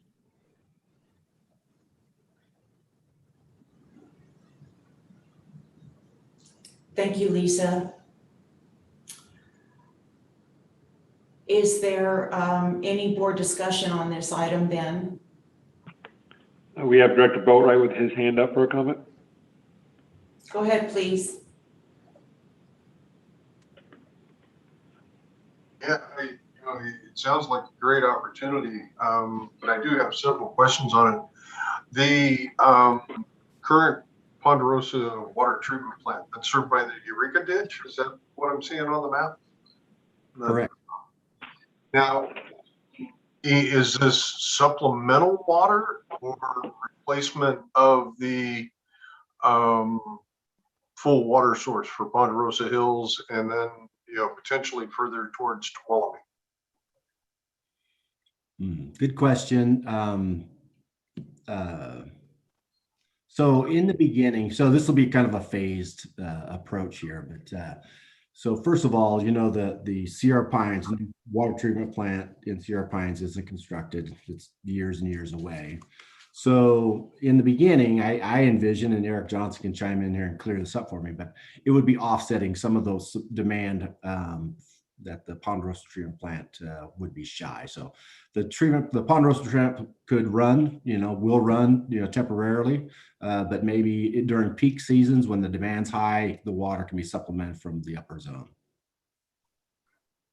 So we would continue on. So the environmental water, I don't know the exact, path of the Eureka, whether it's in natural creek beds or what, that as it's flowing down there, that would essentially stay the same as it is, a portion of our raw water.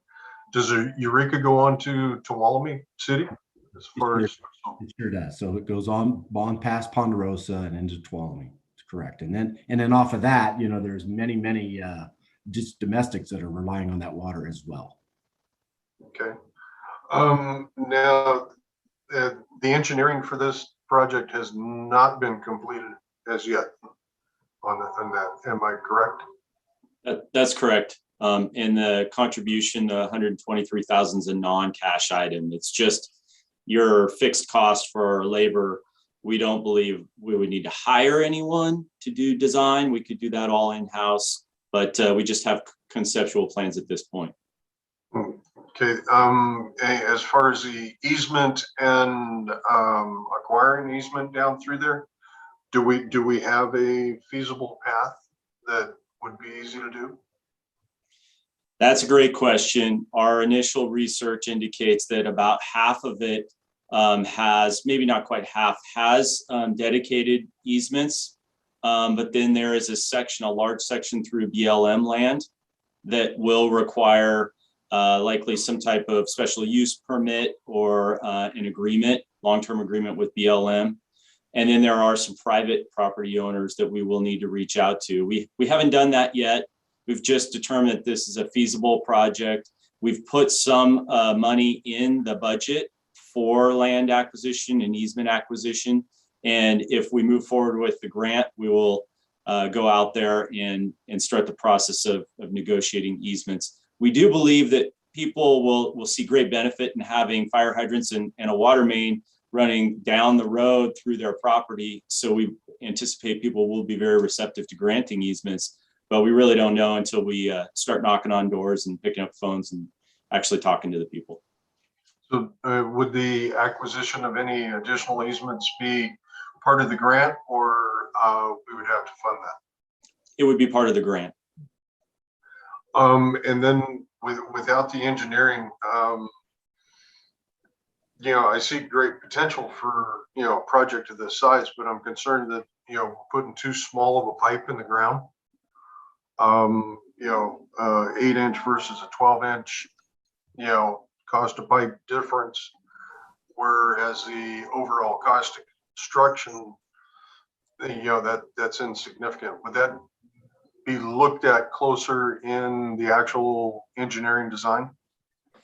Absolutely. That's another great point, Director Boatwright.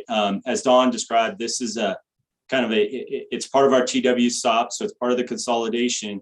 So we will be looking at pipe size because eventually this will feed not just Ponderosa Hills, but it may cascade down into Tuolumne. And we've initially sized it at 8-inch because we know we're going into other storage tanks. And so the actual demand on the pipeline won't be this instantaneous high peak flow event. It will come into a tank, and then the tank will service those demands. But yes, the answer to your question is it may need to be upsized. We don't anticipate that to change very much in the overall grant because we have a good amount of contingencies included in there.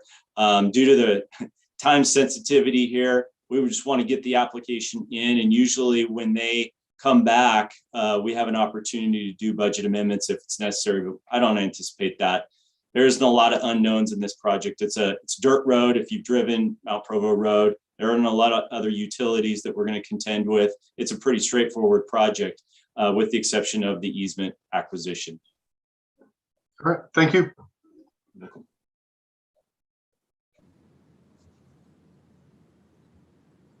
Any further comments from the board?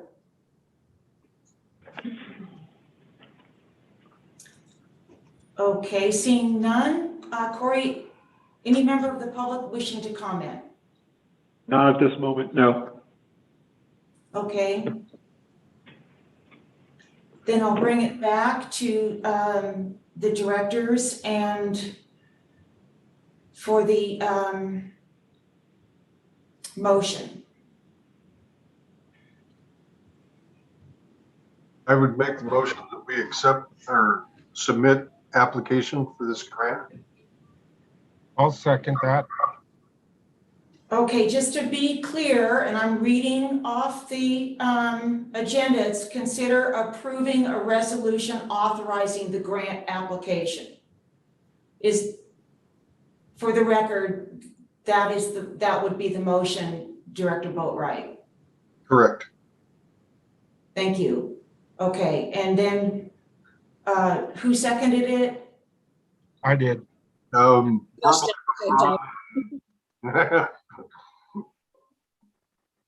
sorry, Director Ringen, and visually by Director Murphy. Okay, it's been moved and seconded. Is there any further discussion?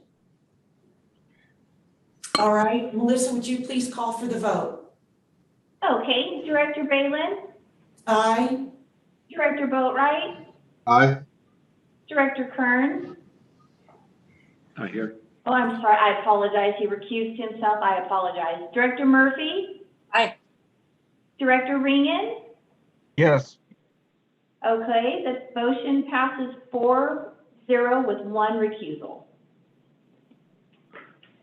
Thank you. Thank And you, Board. Corey will bring back in Director Kearns. And I've visited some of this area, and it definitely, this is a great project, especially for the tribe. So we'll work to get that application submitted by Thursday is what I'm aiming for. Dawn needs to review it a little bit, but after that, I think we're good to go. Well, appreciate it. Thank you, Lisa. Okay, I see Director Kearns is back, so let's move to our last item before we go into closed session. Okay, item number 8, election of officers of the Board of Directors, A, President, B, Vice President. All right, so this is my item. I'll be brief. I can't believe it, but the year 2021 is almost complete. These years are flying by. It's been an interesting and fun-filled year. A lot of twists and turns, but productive as well. Anyway, you know, back in October, this board elected to revert back to traditional means of electing your officers of president and vice president. So at this time, we're going to, you know, turn this over to the board, and you're going to make a nomination to elect a president, and then make another first and second vote, and then similarly with the vice president. So if you have any more questions for me, I'm ready to answer, but I think this is pretty straightforward. We have Director Ringen's hand up for a comment. Okay, thank you. Having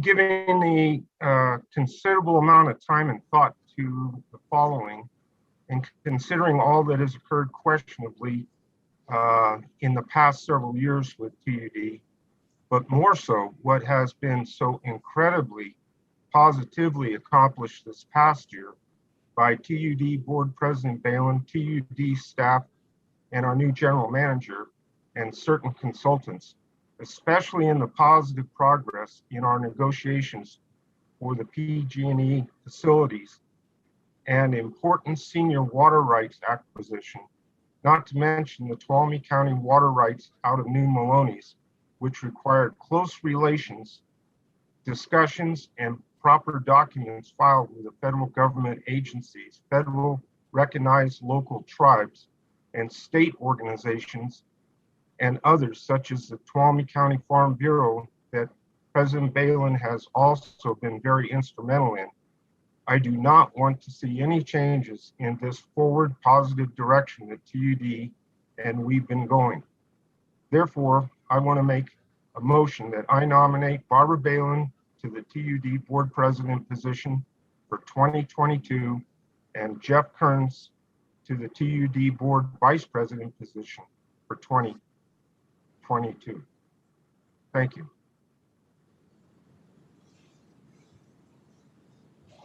Thank you, Director Ringen. Is there a second before we go into discussion, or if there's no discussion, just go into a second and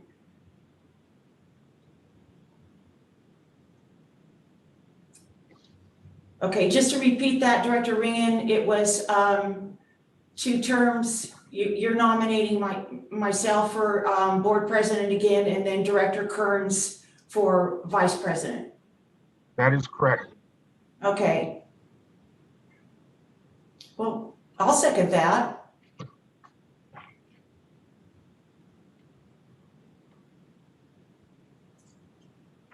Any further discussion?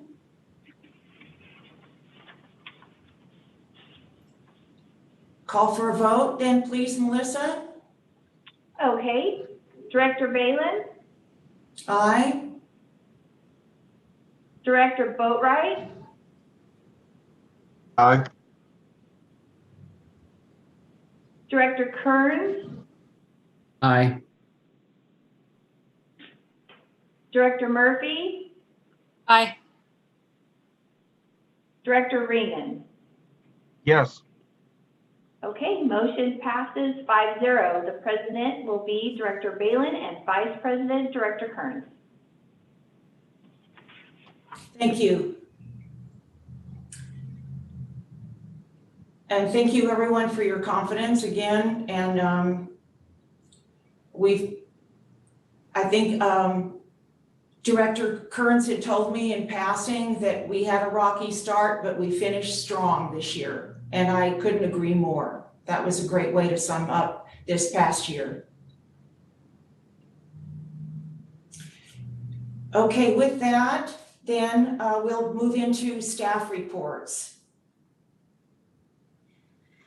Yeah, I'll lead off real quick. I don't have a lot to add. We've been very, very busy. I've had many meetings with Jesse, our legal counsel, with Tom Johnson, Jim Lynch, a lot of our consultants working very hard on a number of fronts. The continuing of working on the PSA, the purchase and sale agreement, working with on the FERC relicensing of the Phoenix project. That's been arduous. I feel like we're starting to make some headway with good communications with the Forest Service. Yeah, it's been a busy few weeks, and it's not slowing down. Like I mentioned earlier, I met with the Association of Realtors. That was a good, productive meetings, and I'm looking forward to getting out and about and seeing more. I did mention earlier that I met with Tracy Riggs with the county. That was a very productive meeting. She sent out an email blast to her staff commenting on that meeting, and she's encouraged by the genuine interest of the TUD and the county to partner and work together on many fronts. So that's all I have for now. Thank you.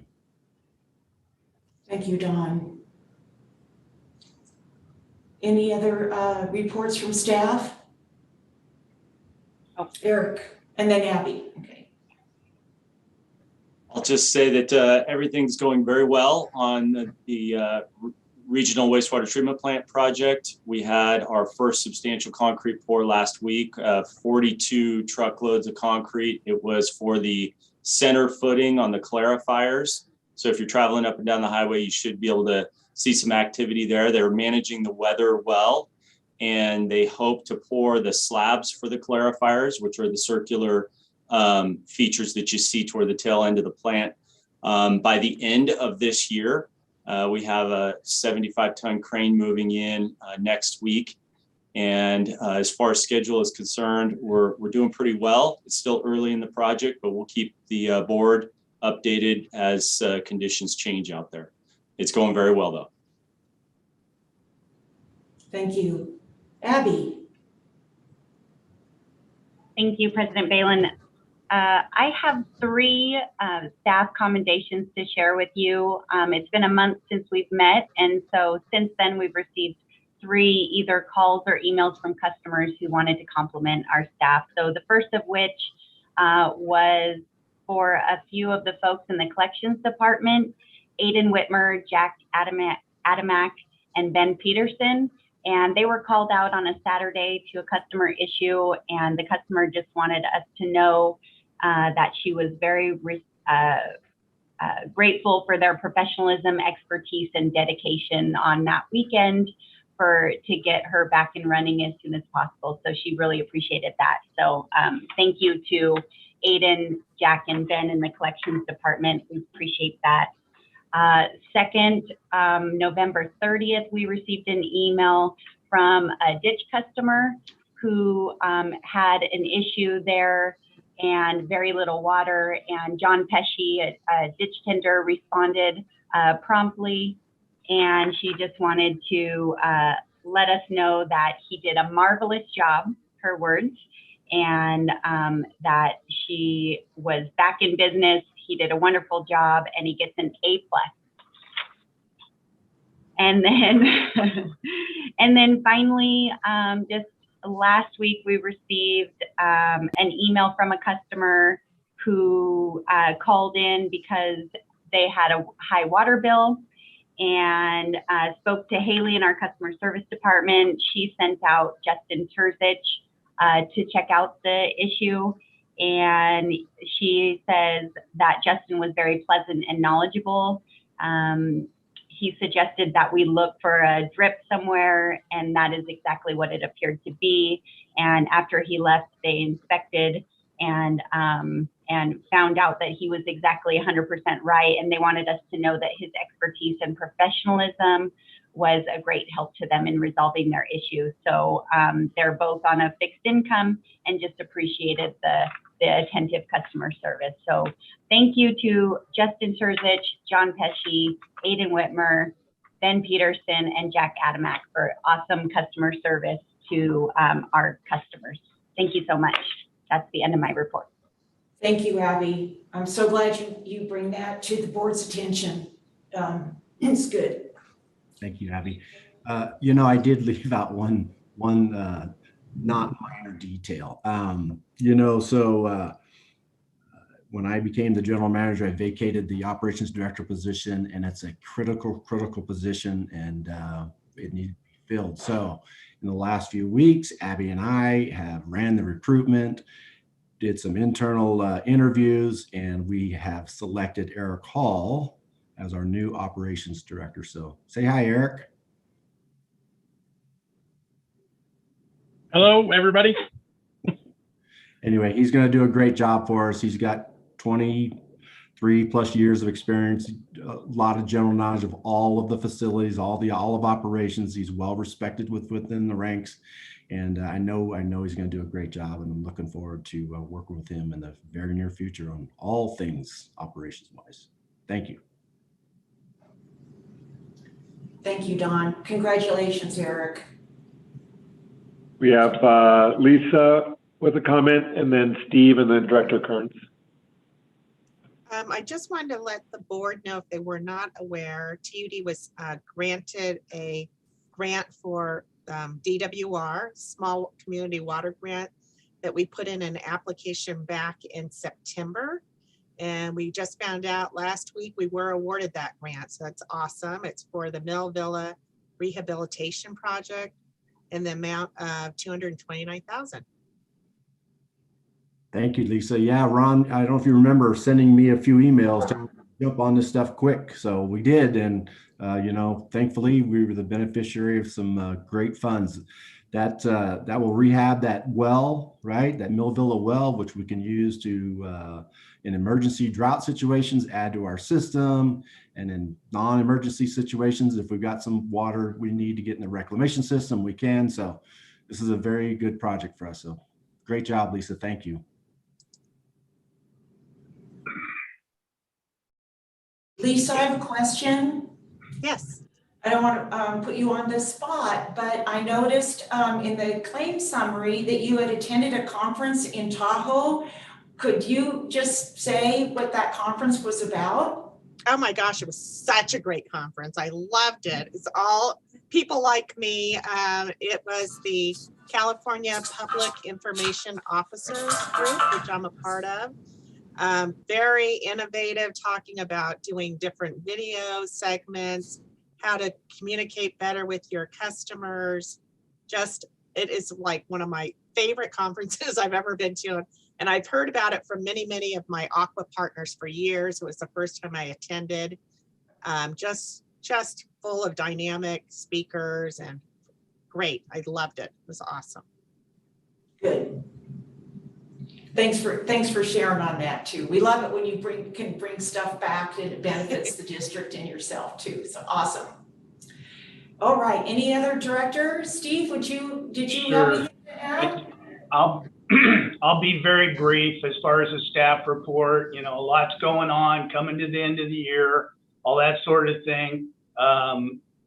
Lisa mentioned the claim summary, and I know it didn't get pulled this time, but I'm sure all of you are aware it was approaching $3 million, which is definitely one of the largest months we've had, probably decades, but that's a direct result of the activity at regional. And I want to kind of fair warn you that that's going to continue for some time. So, you know, we're putting a lot of work in that. They're going after it with, I believe, an 18-month construction period. So there's going to be a lot of cash going out for that. So just take that in stride, if you will. Additionally, Eric's had me helping out with some USDA applications in preparation. And also, as Dawn mentioned, we've had meetings with Raftellus, and there's more to come on that. But that's just a brief couple comments for the group. Thank you. Thank you, Steve. Yeah, I did notice it was pretty high this year, but I mean this month, but yeah, you know, we're also in negotiations with the CVP stuff as well, and that involves attorneys and whatnot too. So it does cost. Okay, any directors reports, staff reports before I move to directors? Okay, seeing none, then who would like to go first as a director? I have Director Kearns with his hand up for comment. Thank you. I'll go first here. First of all, I want to congratulate Eric Hall. I've been anxiously awaiting to see who was going to take that slot, and I know we had some really good candidates there that could have filled those shoes, and I'm sure it was a difficult decision, but looking forward to having Eric at our meetings every 2 weeks, and it's looking forward to it. So congratulations, Eric. Thank you. You bet. Also, I attended the Aqua Jpia Fall Conference in Southern California here right at the end of November, and I wanted to report a little bit on that. Really good meeting. It was the first one that I've been fortunate enough to attend since I've been the designated representative for TUD on the Jpia, where it was an actual live meeting. And wow, what a difference. It was very good, very well run, very good information. We had a fantastic presentation on the 7 decades of Medicare. And when I first saw that, I thought, well, whatever. But what a very interesting topic that was. I got a lot out of that. The other thing too, they went over was succession planning, far as directors, but staff, just like what we're going through right here. And it brought up a lot of the things that we did correctly, and maybe some things maybe that we didn't do that they would have advised us to do. But one thing that came out of that particular seminar was, or particular presentation was something that stuck with me. As far as for directors, they have an acronym called NIFU, N-I-F-U. Maybe some of you have heard of these, but I hadn't heard of this one. NIFU, noses in, fingers out. That was the message to directors. Have your noses in there, see what's going on, but hands off and let the staff do their thing once you give them direction. I thought that was a really good message there. The other thing that caught my attention was the cybersecurity premium for JPIA, which we're a part of. And to give you some crazy numbers here, for 2021, last year, for our for all the JPI's members for cybersecurity, the premium that JPI paid on behalf of us and everybody else was $140,000, and that gave us cybersecurity insurance. This year, they decreased a lot of our coverage. The coverages went down, and the premium rose again from last year at 140, rose all the way to 900,000. I mean, that was just incredible. I know, being in the business I'm in, cybersecurity is a big deal, and it really is. And that was just astronomical cost increase there that really caught my attention. And one of the things they said is that it may force the JPI members to go on their own to get their own cybersecurity in the future if this continues this way. And so we need to be aware of that. So in the future, if we have to do that, we may very well have to catch that up on our own. So Steve, I don't know what you think about that, but that's quite an increase. It's a ridiculous increase. But anyway, those are the highlights from JPIA this year, and I appreciate your confidence in me and allowing me to be the representative for TUD. I enjoy this. And because I am in the insurance field as well. And that's my report. Thank you very much. Thank you, Jeff. Yeah, I can't wait until we can, Aqua can meet this spring conference, I believe, in Sacramento. And then we can hopefully attend in person. It's closer than down south for sure. Good report. Thank you. All right, we have Director Ringen and then Director Boatwright. Okay, before I give my update on what I've been involved in, I also want to congratulate Eric Hall. He's jumping from the frying pan into the fire, so have fun. So on November 17th, attended the T-Stan Irwin Water Advisory Committee meeting. There was most of the conversation was around grant opportunities that were coming up, and I passed that information along to our general manager. On the 19th, attended the T-Stan Irwin JPA meeting, of which I'm the chairman of, and that was a continuation of that conversation, and also there was a item that we had to vote on. It was a real important meeting as far as that goes. On the 23rd of November, Mountain County's Zoom meeting for a coordinating committee. So at any rate, things are starting to really move along with Mountain Counties with their new executive director now in place, taking over for John Kingsbury. So I think you're going to be seeing a lot more coming out of there. I know I have a meeting next week with the new executive director and also Rick Lynn, both Rick and I are on the legislative committee, so things are starting to really move. This new young executive director is, I think he's going to do not only Mountain County's group a great job, but he's going to be a positive for the entire Mountain Counties area. That's it for me. Thank you, Director Ringen. Director Boatwright?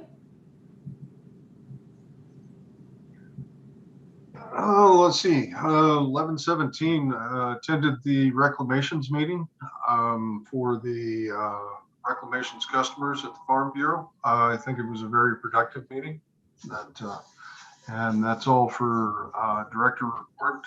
Congratulations to Eric Hall for your appointment to the Operations Director's position. But I think you'll do a fine job. Thank you. Thanks, Dave. Thank you, Director Boatwright. Let's see who's left. I guess I'm left. Okay. Last week, I had a meeting with Justin Caparoso. He is the new executive director of Mountain Counties, and we spoke at length about how to reinvigorate, if you will. We've had some great interest from Southern California to align ourselves in our educational platform with the Sierras and the management of the watershed, and that 60% of California's water comes from the Sierra, and our water is the economic driver of California. And they are very interested in taking that message down to where all the votes are. And so we are continuing to work on this east-west, north-south connection, that we're all in this together. So it was a really productive meeting. He's got a lot of energy. And then yesterday met with Supervisor Campbell here at the district with a couple of key staff to get a little more detail on the county's interest in a group called Train to do a closed loop microgrid, pump the water up, send it down, make power, and provide power. They have actually two projects that they're interested in. Another one is a whole, and Eric, please chime in on this, a whole other development down at the old, what we call the Jamestown mine. So it was very interesting. There was, I appreciate Eric there. Of course, Don, you were there. There was definitely TUD talent in the room, engineers. Eric Hall was in there, just hearing what is this proposal? What do they plan, and how it may or may not affect TUD and our water resources. So anyway, they're in very, very incipient preliminary stages, but it was, I thought, a good listening session. It was informal, and I'm glad that it came about. So please chime in if you have anything on that. And the last thing I just want to comment on is, I think that this year has been an exceptional year, and I think TUD has really rallied and really shown their mettle. And I'm pleased to say that tomorrow will be a end of year lunch celebration, and they're going to be holding it in the warehouse, and it's going to be very considerate of all the COVID protocols. And I would just encourage everybody to stop in, and fellow directors drop in. It's a good opportunity to appreciate the hard work that that the staff. I think some of the crews will be coming in, and there'll be a lunch wagon there. So I appreciate staff taking all the precautions to make this as COVID compliant as possible, and also say how much we appreciate the TUD, the year, and TUD's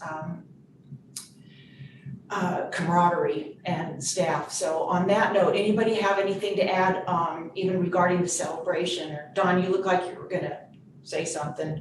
Yeah, unless things have changed recently, or this morning Abby and I spoke, and with all of the things going on, I think we're going to modify tomorrow's celebration to just with all the things consideration going on and the weather and it's just not an ideal situation. So Abby, what did we finally land on as far as what we're going to do? I'm sorry, it's not a celebration that we'd like, but we do need to figure out a way moving forward, an opportunity to sit down with the board and the staff and do celebrate all of the successes, because without all of us working as hard as we're working, we just wouldn't be going in the direction that we are. So, but anyway, go ahead, Abby, sorry.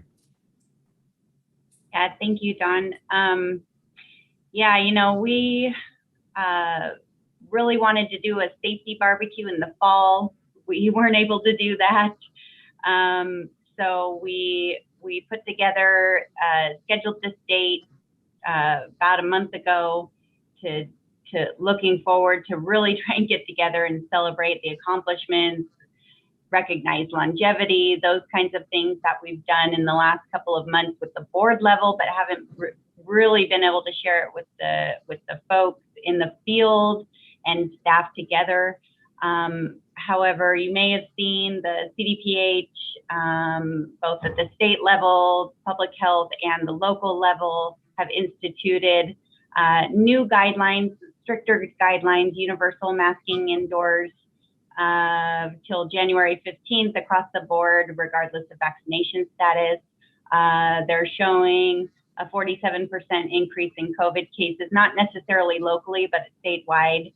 And so talking with Don, and again, this was half-baked about 30 minutes before this meeting this morning, was to try and postpone this event with the board and we also heard some concerns from some folks who didn't know if they felt safe coming to an event. We have 80 employees.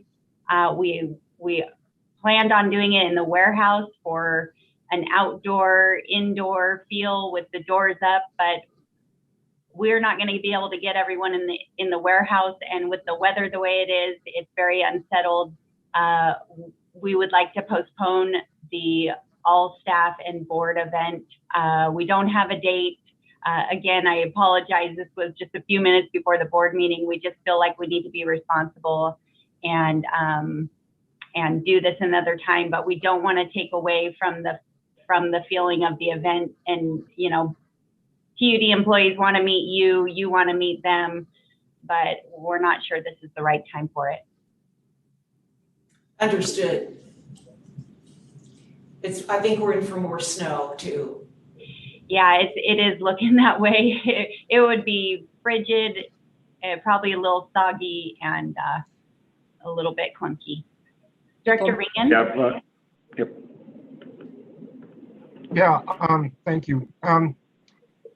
As disappointing as that is, I think that you folks have once again stepped up to the plate, discussed it, and come to the right decision.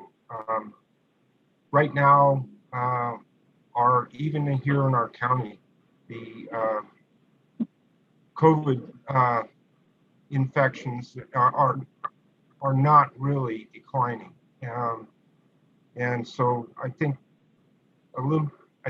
more caution than less caution is the best way to go. So I commend you for your tackle on this. Thank you. We appreciate your consideration and your thoughtfulness there. I know we want to celebrate, but you know, we just, it is what it is, unfortunately. We'll figure this out.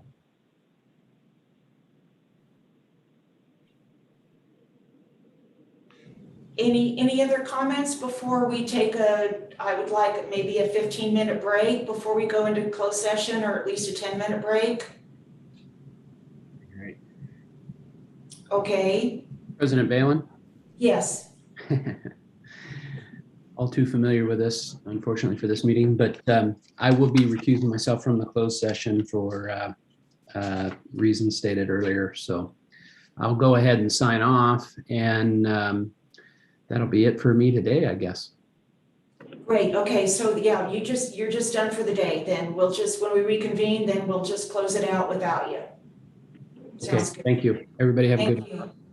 Yeah. Okay. Thank you, Jeff. Okay, Corey, can you move us into the next room before we put ourselves on pause? Yes, and then it will be, Sorry, President Balin, we have to read the closed session. Oh, thank you. Okay. Okay, so, thank you for the reminder, Melissa. Okay, we will convene into closed session, and it's going to be a conference with real property negotiators pursuant to Government Code Section 54956.8, property APN 028-051-026-000. Agency negotiators, John Perkins, General Manager, Jesse Barton of Gallery and Barton, APLC, other party to negotiations, Gary Blanc, Sierra Pacific Land and Timber Company, and under negotiation is the price and terms of payment. Any discussion, any public comment on that before we go into closed session? not at the moment, no. Okay, then we will move into closed session and then reconvene when we're finished. Okay. And I'll be moving in the board members and all managers that are currently online, correct? That's correct. Correct. I'm gonna sign off, but happy holidays, everyone. I wish you the best. Thank you, Abby. Thanks for your decision on the party.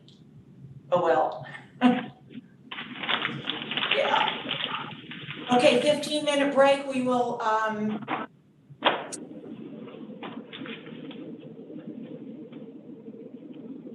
Corey, I'm gonna just leave my battery right here.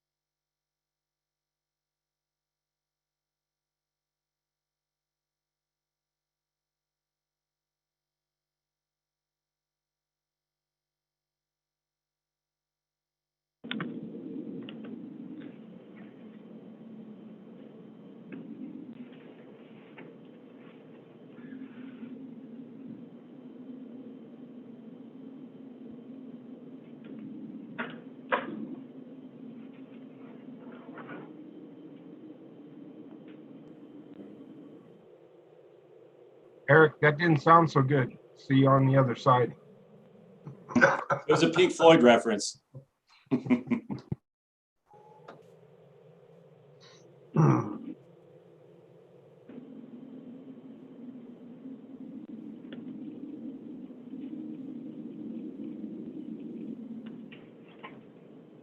Okay. We are now reconvening the TUD Board meeting back into open session. And for item number 9, closed session disclosure, the board has no reportable action.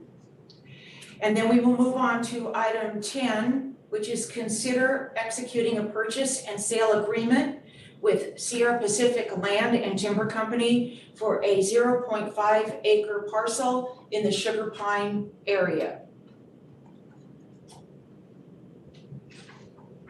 Is there any discussion on this item?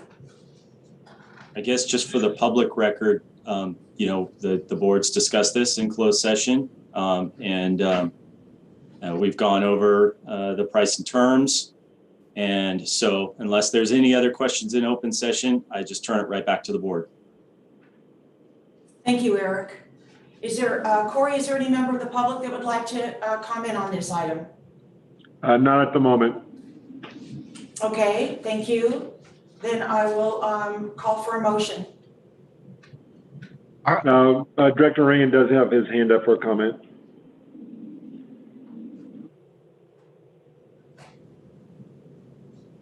You're muted, Director Ringen.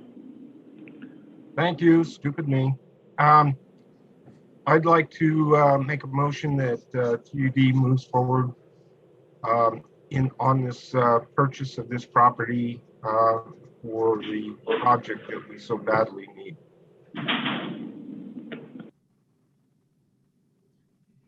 So your motion is to approve the executing and purchase of the sale agreement as written here. Yes.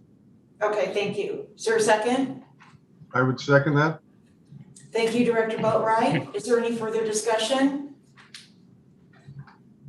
Okay, seeing or hearing none.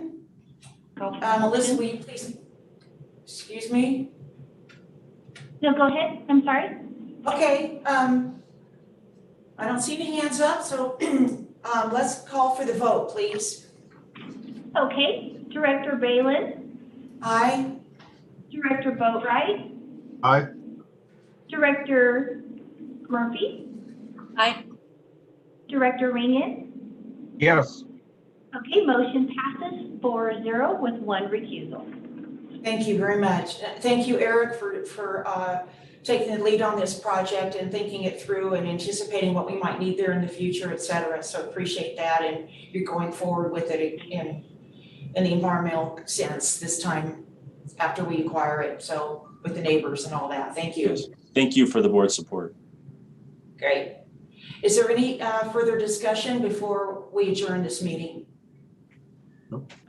Okay, I'm not seeing any hands up. All right, then this meeting of December 14th is adjourned. Thank you very much. Thank you all. Good meeting. Thank you. Everybody stay warm. Yep. Have a good day. Bye. Thank you. Hey, y'all. Happy holidays.